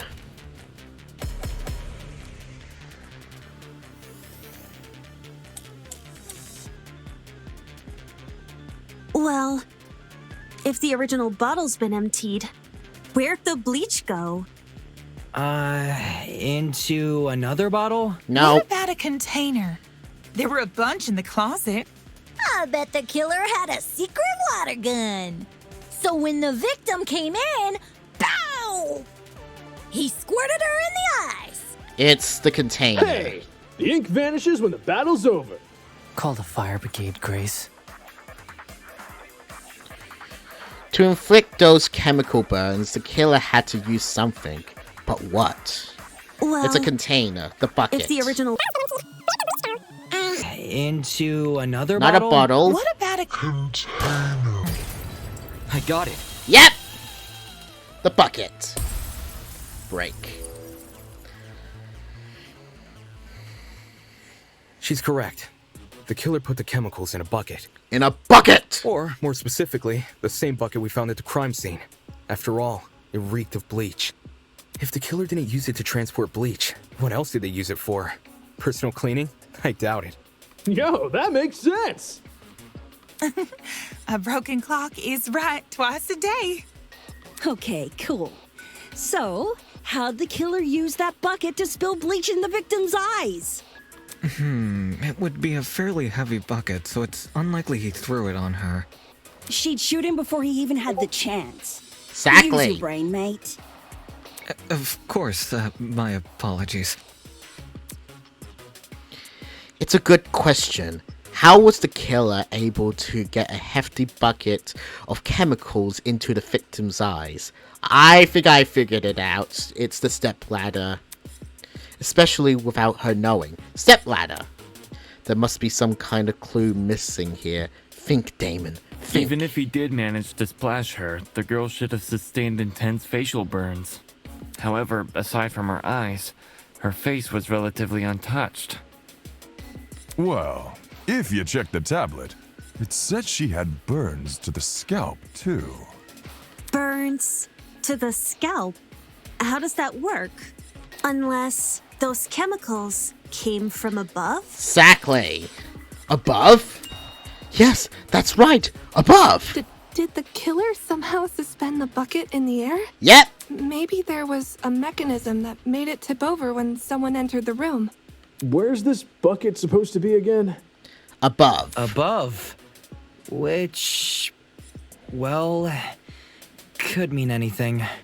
Was the killer hiding above the door frame? Nope. There's no way they were up there. There's nothing for them to sit or hold on to. Not to mention they couldn't have stabbed her from up there. And if there's no place for the killer to sit, then there's no place for the bucket to sit. Unless you take into account the size difference. Eh? The space above the entrance might not be able to support a person, but it could still support something as small as a bucket. Exactly. And that thing supporting the bucket? The door frame. The killer wanted two things. For the bucket to be above the victim and for it to spill on her head when she entered the room. In other words, he needed to balance the bucket, but on what? The door frame.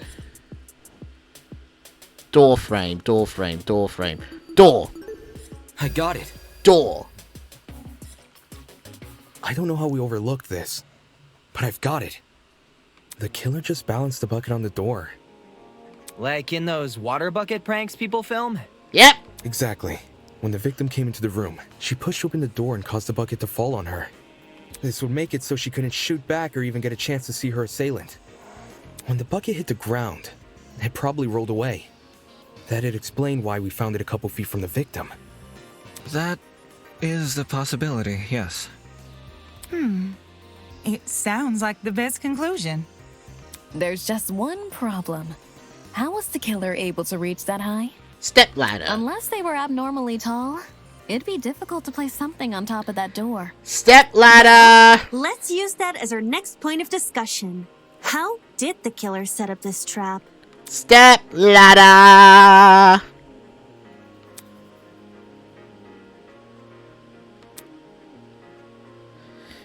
Oh wait, I forgot to read this. Okay. To balance that bucket on the floor, the killer would need to reach something pretty high. Was there anything at the crime scene they could use as a boost? Yes! Step ladder! This is it. There was a stepladder hiding behind the closet door. The killer probably used that. Yep! After climbing it, they could position the bucket right on top of the door. Figures. My precious stepladder? You think the bad guy used my super duper obvious stepladder? Obviously. Match point. Occam's razor. Yes, it appears our killer didn't care much for subtlety. Yep. No matter how obvious it seems, it's the only answer that makes sense. It was the only knickknack of its kind, too. If there's something else that killer could have used, it's escaping me. I see. It makes sense with what we've got so far. But I'm not done yet. I still have one last question for you apes. What? Please just leave us alone. Oh, I'm so tired. Hey, don't be like that. Grace may be loud, but her questions have really helped our discussion. Exactly. Anyway, what was the killer doing when that bucket poured onto the girl's head? He obviously didn't just stand there and observe. I have to agree, they must have been hiding somewhere. Hiding her to arrive. Somewhere nearby, I assume.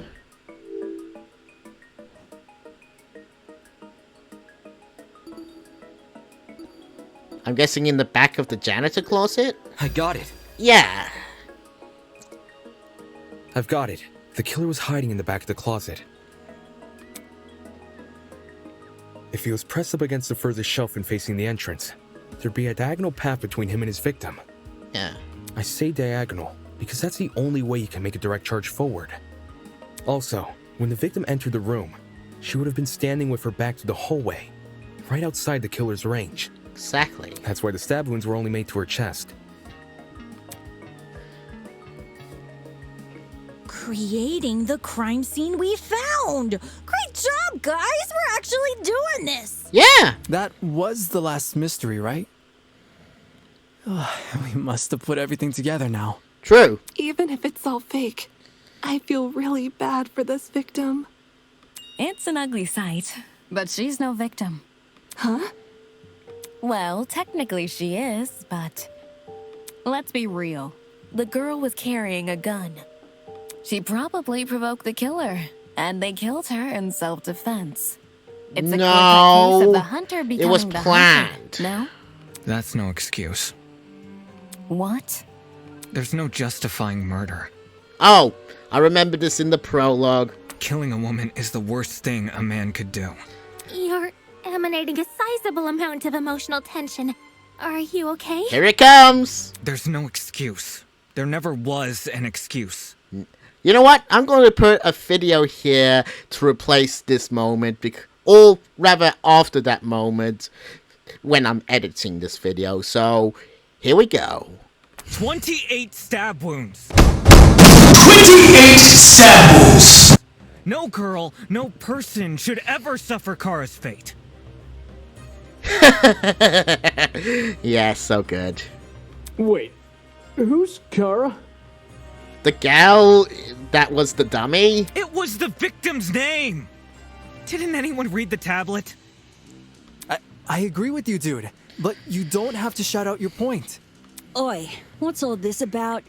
We figured out the case. Stop trying to drag it on. Exactly. No. We're not finished here. Huh?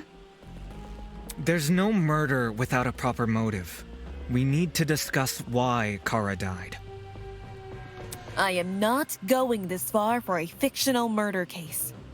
We aren't looking for a murderer. We're looking for answers, which we have. Exactly. Do you turn in a half-finished exam, Winona? An essay without its conclusion? This isn't about efficiency, this is about being right. Or do you, a supposed entrepreneur, not value integrity? What the hell? Let's just talk about the motive. There's no harm in doing that, right? Kinda? Well, what was the motive? Was the killer fighting for their life? Or were they going out of their way to murder? I think since they put the bucket up there, it might be... Maybe? Maybe the gun freaked him out. If I was in the killer's shoes, I'd definitely be nervous. Thing is, while acting out of self-defense is possible, Since when does it look like this? Yeah. Given the severity, I'd liken it to a crime of passion. Something done on impulse? What if they were frightened? The spooky thing might have set them off big time. No, because they actually planned the bucket. That's wrong. There's no way this was done in self-defense. No matter what excuse the killer uses, it doesn't change the fact they have blood on their hands. Yo, bud, you seem a little pressed. Silence! I won't allow this! Okay. Wow, things are getting emotional. While you've been using logical arguments to further the trial, now would be a good time to change your approach. Introducing the pathos mechanic. During non-stop debates, the emotionally charged community of your classmates will appear. You can absorb... I think...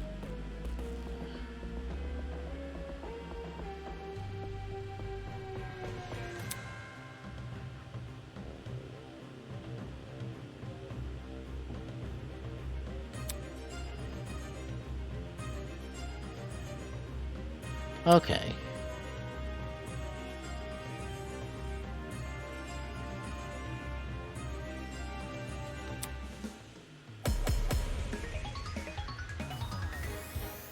So, tablet. Yeah. To kill Kara so easily and without restraint. There is no way to justify this. Take a chill pill, man. You expect me to stay calm? This was the sadistic killing of one of humanity's brightest! We shouldn't make a lot of assumptions about the killer's morals. This could have been self-defense. Okay,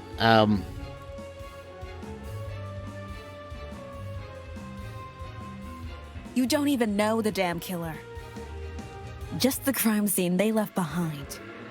This killer, dead or alive, deserves to be brought to justice! But how can we do that? There's no reason to trust you if you have no proof. So says the ultimate liar. was the murder justified or completely unforgivable? I feel like the obligation to find the truth. Okay. There's no reason to trust you. No, there you go! Holy crap! I actually screwed up last time, so I managed to do it this time. Good. Shouldn't be overlooked here.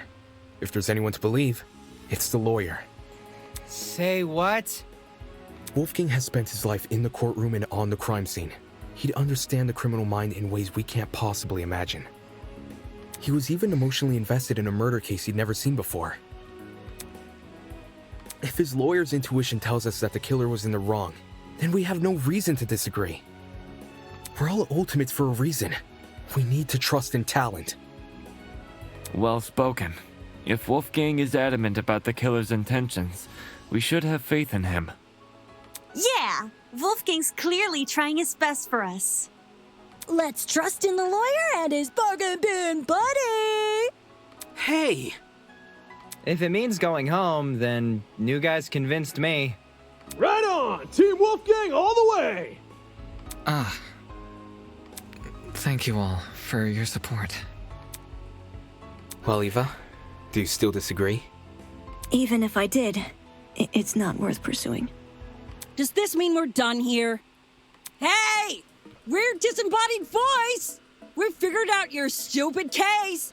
Now let us leave! Sap her again. He's sleeping, of course. Oh, you're finally done.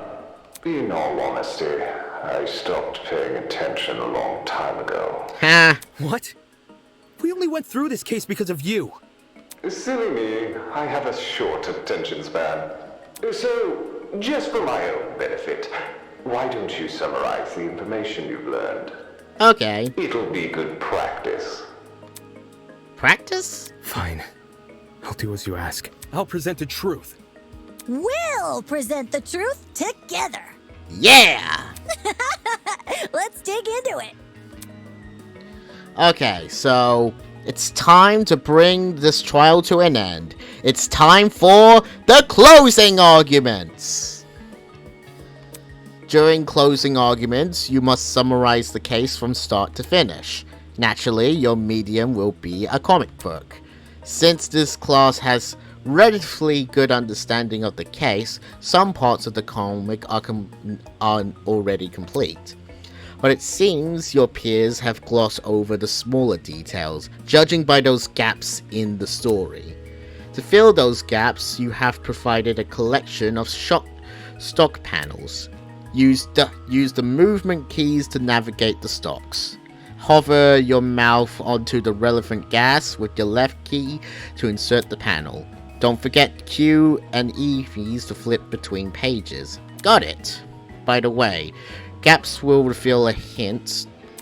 Okay, if you ever revisit this information, the control panel is only F3 key away.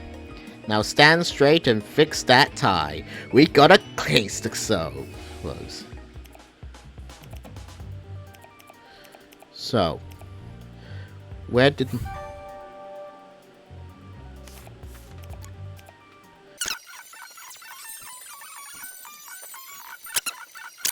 And that should be it. This is how it happened. Danganronpa, or Project Eden's Garden. The victim was Kara Koshkinen, the ultimate teacher's aide. Right before her death, she was wandering around the academy carrying a large assault rifle. Yep. That was probably when our unnamed killer, who was armed with a knife, spotted her. Okay. And decided he'd put her to eternal rest. He slid inside that little janitor's closet, where he began hatching a deadly scheme.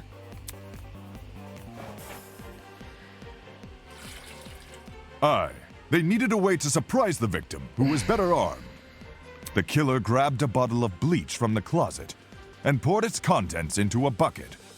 That's because they wanted to blind Kara by splashing the bleach in her eyes. Sneaky little bastard.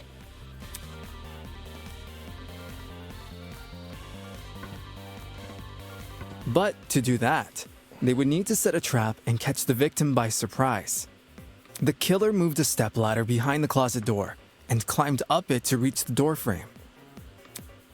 There, they carefully placed the bucket. That way, when the victim opened the door, the bucket would empty its contents all over her. After completing this setup, the killer retreated to the far end of the janitor's closet and waited for the victim's arrival.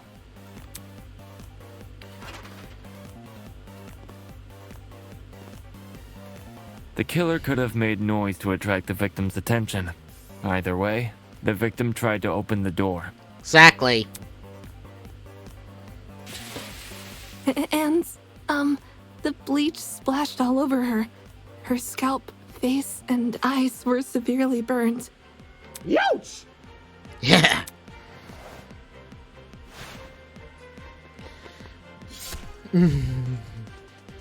The killer leapt from his hiding place and began viciously attacking Kara.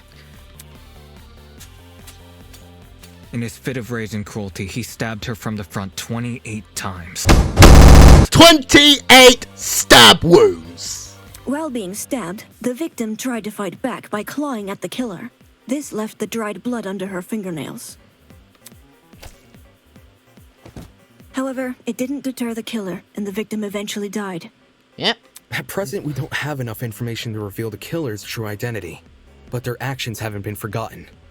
That is the truth behind this case. Well, are you satisfied? Yep. A measly 3 acts. Poor Horace would be beside himself. Who the hell is... No one cares! We've done your end of the bargain. Now let us out already! That is what I promised, isn't it? All right, I'll let you leave this room. But before I do, may I be frank with you all for a second?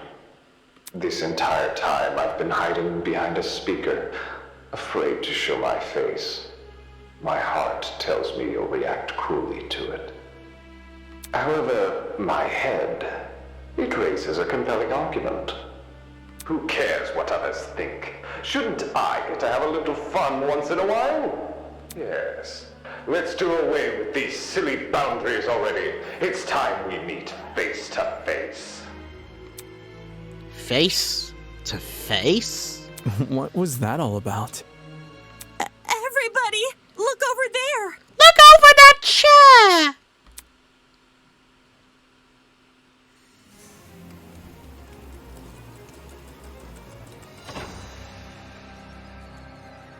Here it is. Not Monokuma, but someone else. Toss away those pickaxes, peasants! The walls have finally crumbled! What will you do now that you've reached the other side? Will you treasure this new land? Serve it? Or will you set it ablaze? Well, peasants, have you made your choice? Yo, what the fuck is going on? Yeah, what the fuck is going on? This person, his voice, it's dramatic! Are you the speaker guy? Speaker guy? No. You don't address your superiors like that. Within the halls of this academy, you'll refer to me by one name, and one name only. Who? His Highness, the great and powerful Tozu, host of the Killing Game! Tozu! That's actually a really good fitting name. Like, I am Tozu, the host of this killing game. Killing game? And the class trial ends. Thank cripe! Or you can... Okay, let me just save this before I forget. Or you can call me Tosu for short. Hey, what do you mean, killing game? the show must go on. Did you really think the story ends once we reach the climax of the case? Quite the contrary. This is only the beginning. That's... What? Why the long face? Isn't it obvious? You, my dear, my subordinates, My blood is rushing! are going to kill each other!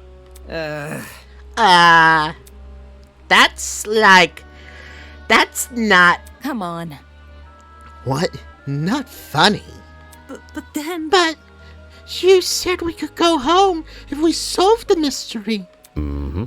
I gave you peasants an insensitive. It's not my fault that you took it the wrong way. What? What are you talking about? You lied to us? Rubbish. Lied? Oh no, absolutely not. I'm a fair man, a man sworn to the truth, and if you recall correctly... Should you all agree on the... Oh, yeah, whatever. This is a flashback. I specifically said you could leave this room, not go home. You... You sneaky son of a bitch! Not okay! You're full of shit, man! There you go. Losing control of your voice. That's how you know you've lost the argument. Logic is a cowardly thing like that. It'll jump ship the moment it confronted with a challenge. He didn't lie, did he? He said he never lies. So, when he said this was Eden's Garden Academy... Bullshit! What am I doing, believing someone like him? There's no other way around it. He's lying. Dude! Hey! Why didn't you tell us about your dumb game sooner? And watch you peasants run away? Pathetic. I can't host a game without any contestants. Please don't. Please don't do this. I just want to go home. I just want to go home. I want to be with my family. Please, just let me go home. There's no need to worry. There's no need to cry, Miss Turner. Huh? We're all civilized here. No one is going to kill simply because they've been ordered to. What's this? The peasant has a rebuttal? Let's see. A match between unprepared, unfit players. You could hardly call that a match. In much the same way, this game you propose, a killing game between students who don't have the heart to kill. Nonsense. Do you seriously think we'll abandon our morals so quickly? Hey! Yeah, totally right. We're, like, super boring people. We don't have what it takes to do something like this. Indeed. My heart is terribly soft, softer than the most delicate piece of butchie. When I see a fly in my room, I catch the poor dear in a jar and return to nature. I would never. My mutchy heart would never melt otherwise. I see, I see. I see. That's your argument, is it? How interesting. So, what has you so convinced? What do you mean? What makes you think the people in this room lack the heart to kill? Do you even know anything about them besides their names and ultimate talents? Pathetic. If you do, then tell me, regarding killing, what do they stand? Are they okay with murder if it's for the greater good? Are they okay with murder if it guarantees their survival?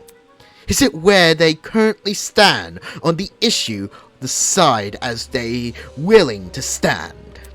Go on, you had a couple of hours to get to know everyone. That's plenty of time to learn their life stories, right? Should I take that as a no? Goodness, what a mistake. What a surprise. Plot twist. Not! You wouldn't be here all dressed up in that fancy suit if you were so naive. Such a spoiled sport. And one more thing. That trial you just did, that was your preparation for the killing game. Get out. How? All you did was make us play detective. Plot twist. And for good reason. If one of you is killed, the remaining students will participate in the true class trial. Your objective here is simple. Uncover the culprit if you can, using evidence you've gathered during the investigation. You will argue who you believe committed the murder.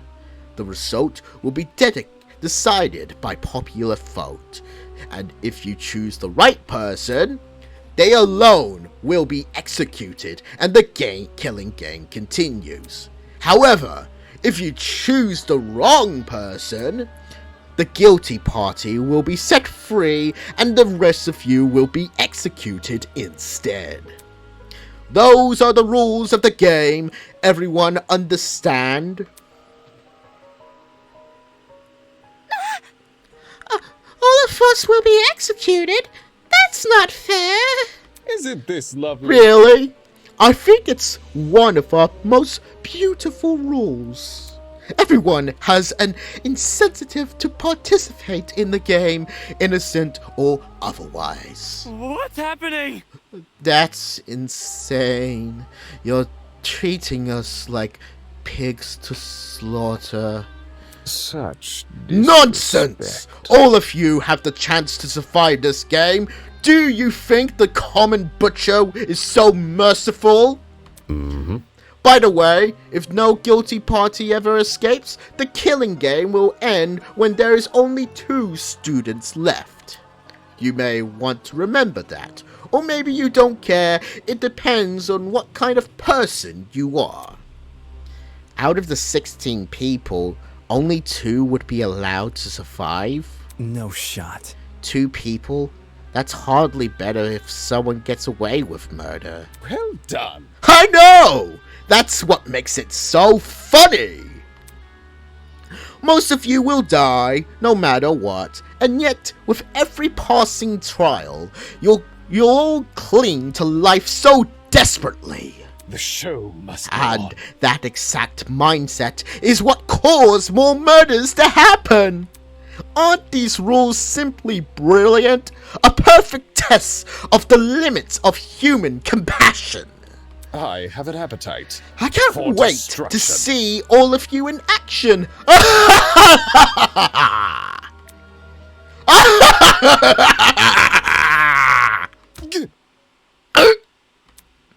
The madman's loud, tinnitus-inducing laughter was suddenly cut off by a well-timed strike from behind.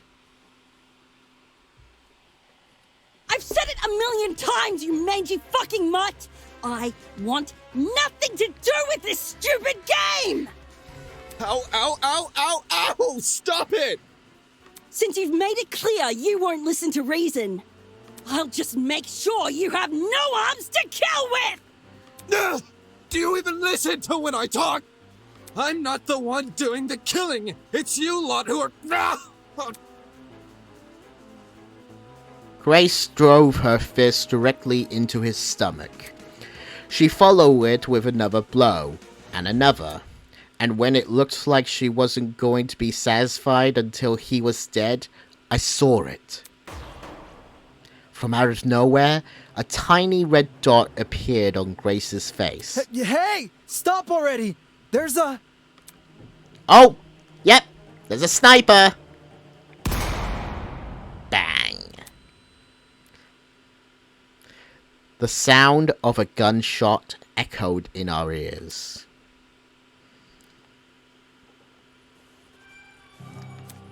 Grace released the man from her grip.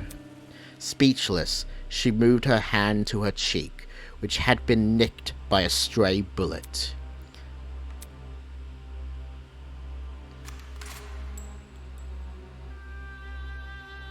And there's the masked person.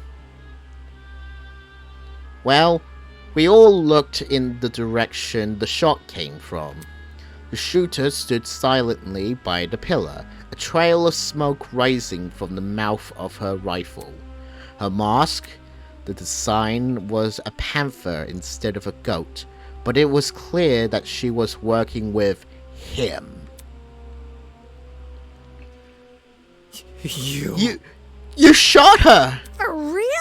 This is getting out of hand! Now there's 2 of them! Oh, Star Wars reference. Everyone slowly backed away from Tosu, suddenly fearful for their lives. What a shocking and unnecessary display of violence! You think? You think? I was talking about the gopher woman. Well, now that you've become acquainted with our enforcer Mara, if any of you kids try to jeopardize the killing game, such as by attacking me, she'll be there to put an end to your shenanigans. Pardon me. Even though she misses her shots? That was just a warning. I assure you, it'd be unwise to further test her sharpshooting ability. In any case... Regardless, I finally have an answer to your previous question. You asked me if I knew anything about my friends besides their names and talents. No matter. Truthfully, I don't. But I'll continue to trust them as if I do, because they're ultimates. Huh? They are charged with the benefit of society. They've proven themselves to be above simple acts of self-interest. We will not succumb! We will not succumb, even if you trap us, fire guns at us, and force us to endure farcical courtrooms procedures. He's right! Grace was trying to compose herself, still clearly shocked by her run-in with death. Don't test me. No matter how weird these guys are, they're talented! Do you really think an ultimate would fall for this bullshit? That's right. My friends and I have too much to live for, and too much to achieve.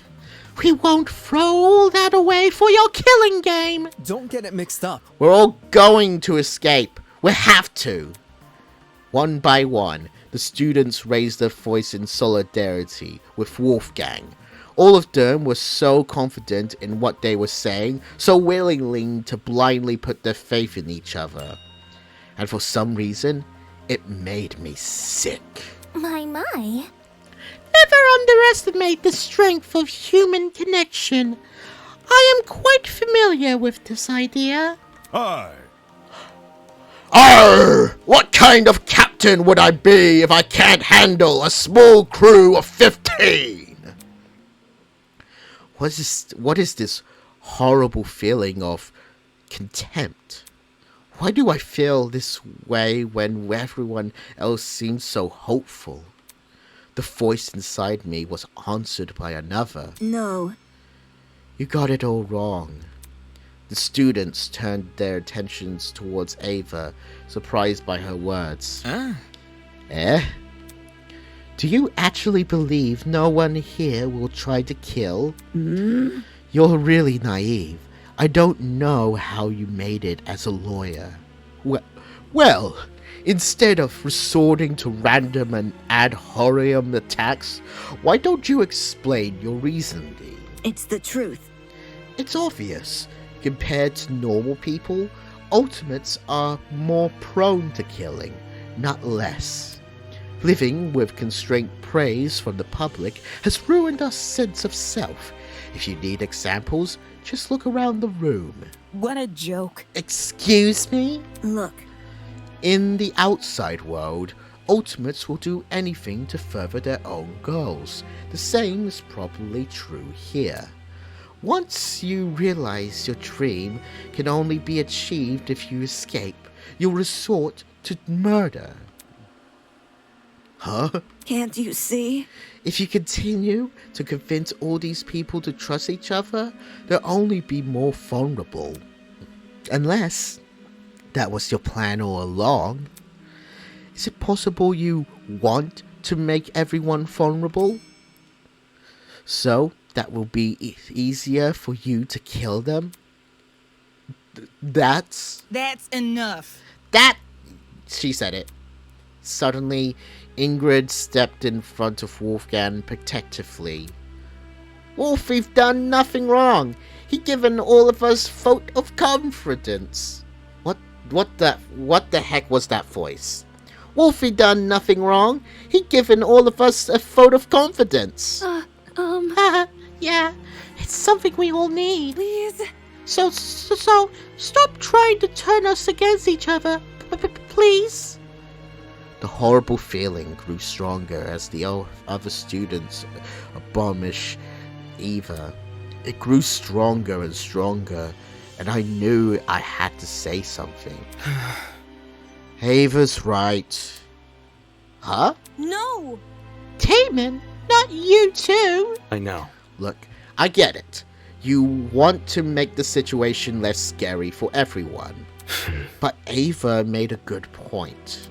All of us have a clear motivation to leave this place, even at the cost of other people's lives. Whether it's to see our families again, or for the sake of our talents. Don't say that! No! I would never kill anybody! That's not it. Diana, you yourself admitted you had too much to achieve. Don't you see how that's playing into the masked man's hands? This whole We're all Ultimates thing is pretty insane anyway. After meeting all of you, it's clear none of us have the same goal. Hold on. What are you insinuating? Don't we all carry the same obligation to improve the world we live in? His question angered me more than anything that had been said before. I could no longer suppress my true feelings. That's wrong. Look, the title barely means shit nowadays, alright? Most Ultimates are just Delalards obsessing over some pointless hobby. The talents don't contribute anything of worth. The only thing they're capable of is leeching off the public's attention for their own goals. Ouch!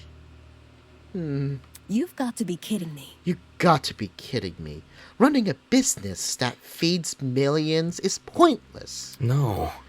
Some of you are an exception, obviously. But come on. There's no way the rest of you can improve the world we live in with your niche fixations. That was very... Don't you mean rest of us? You're an Ultimate too. Yeah! What the hell makes you so special? I could feel their words worming their way into my soul. What makes you so special? I can actually achieve many things with my talent. I can argue policy, consider ethics and morality, and annoy the fuck out of people. Yeah. Better yet, I was the one who got you guys through that trial. I was the MVP of that trial. You did shit. Really? Is that really what happened? I remember all of us helping out. Shrimp? Yo, I see what's going on. You think you're better than us? 'Cause you say words nobody understand? Well, that kind of stuff is relative. Like, tell me what a dragster is. Do you know?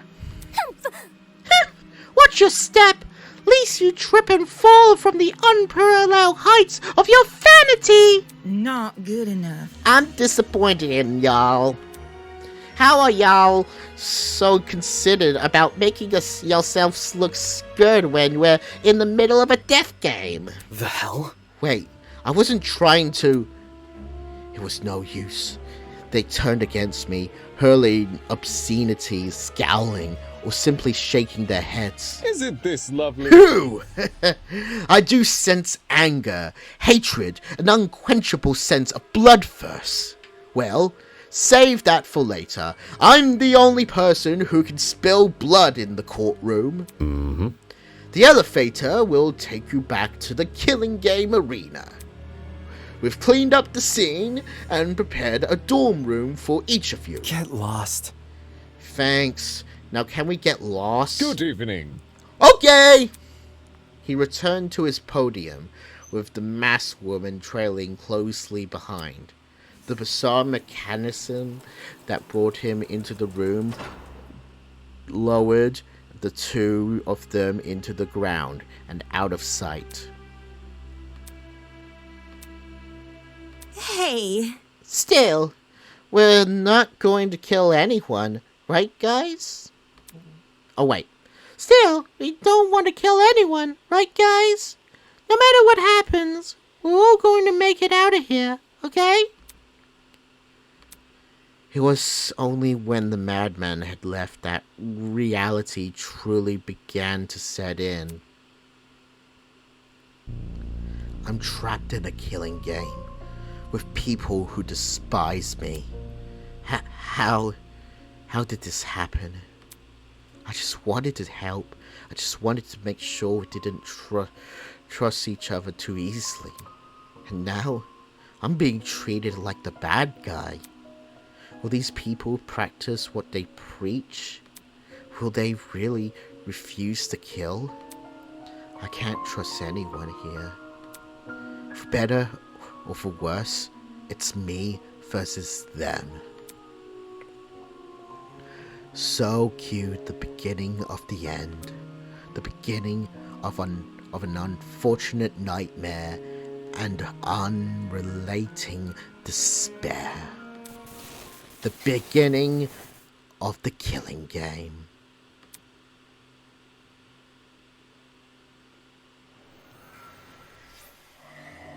And that's the prologue done.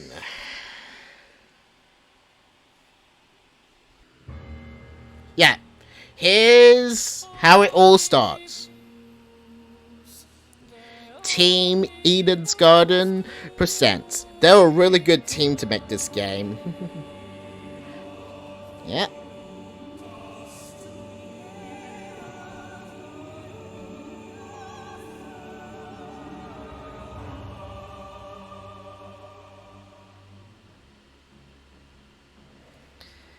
This is gonna be quite interesting. I mean, look at all this stuff.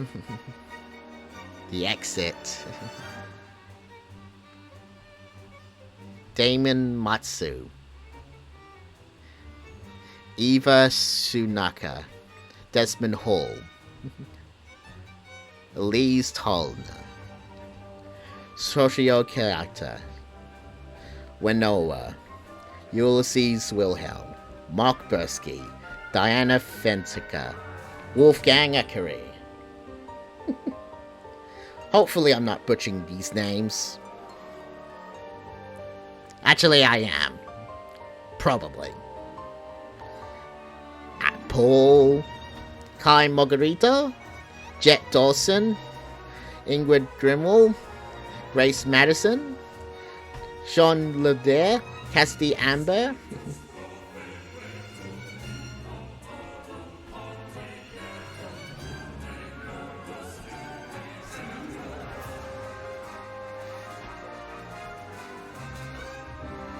And Tosu! With Mara.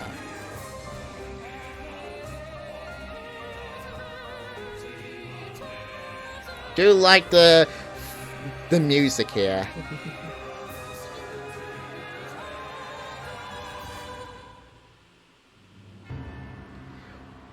Project Eden's Garden.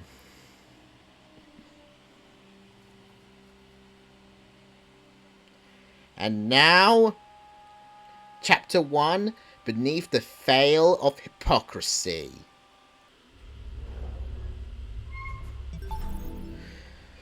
But that will be for next time, as I pretty much done a lot here, and I want to pretty much continue playing this game. I'm pretty much planning to try and complete this game in a single day, maybe tomorrow, who knows.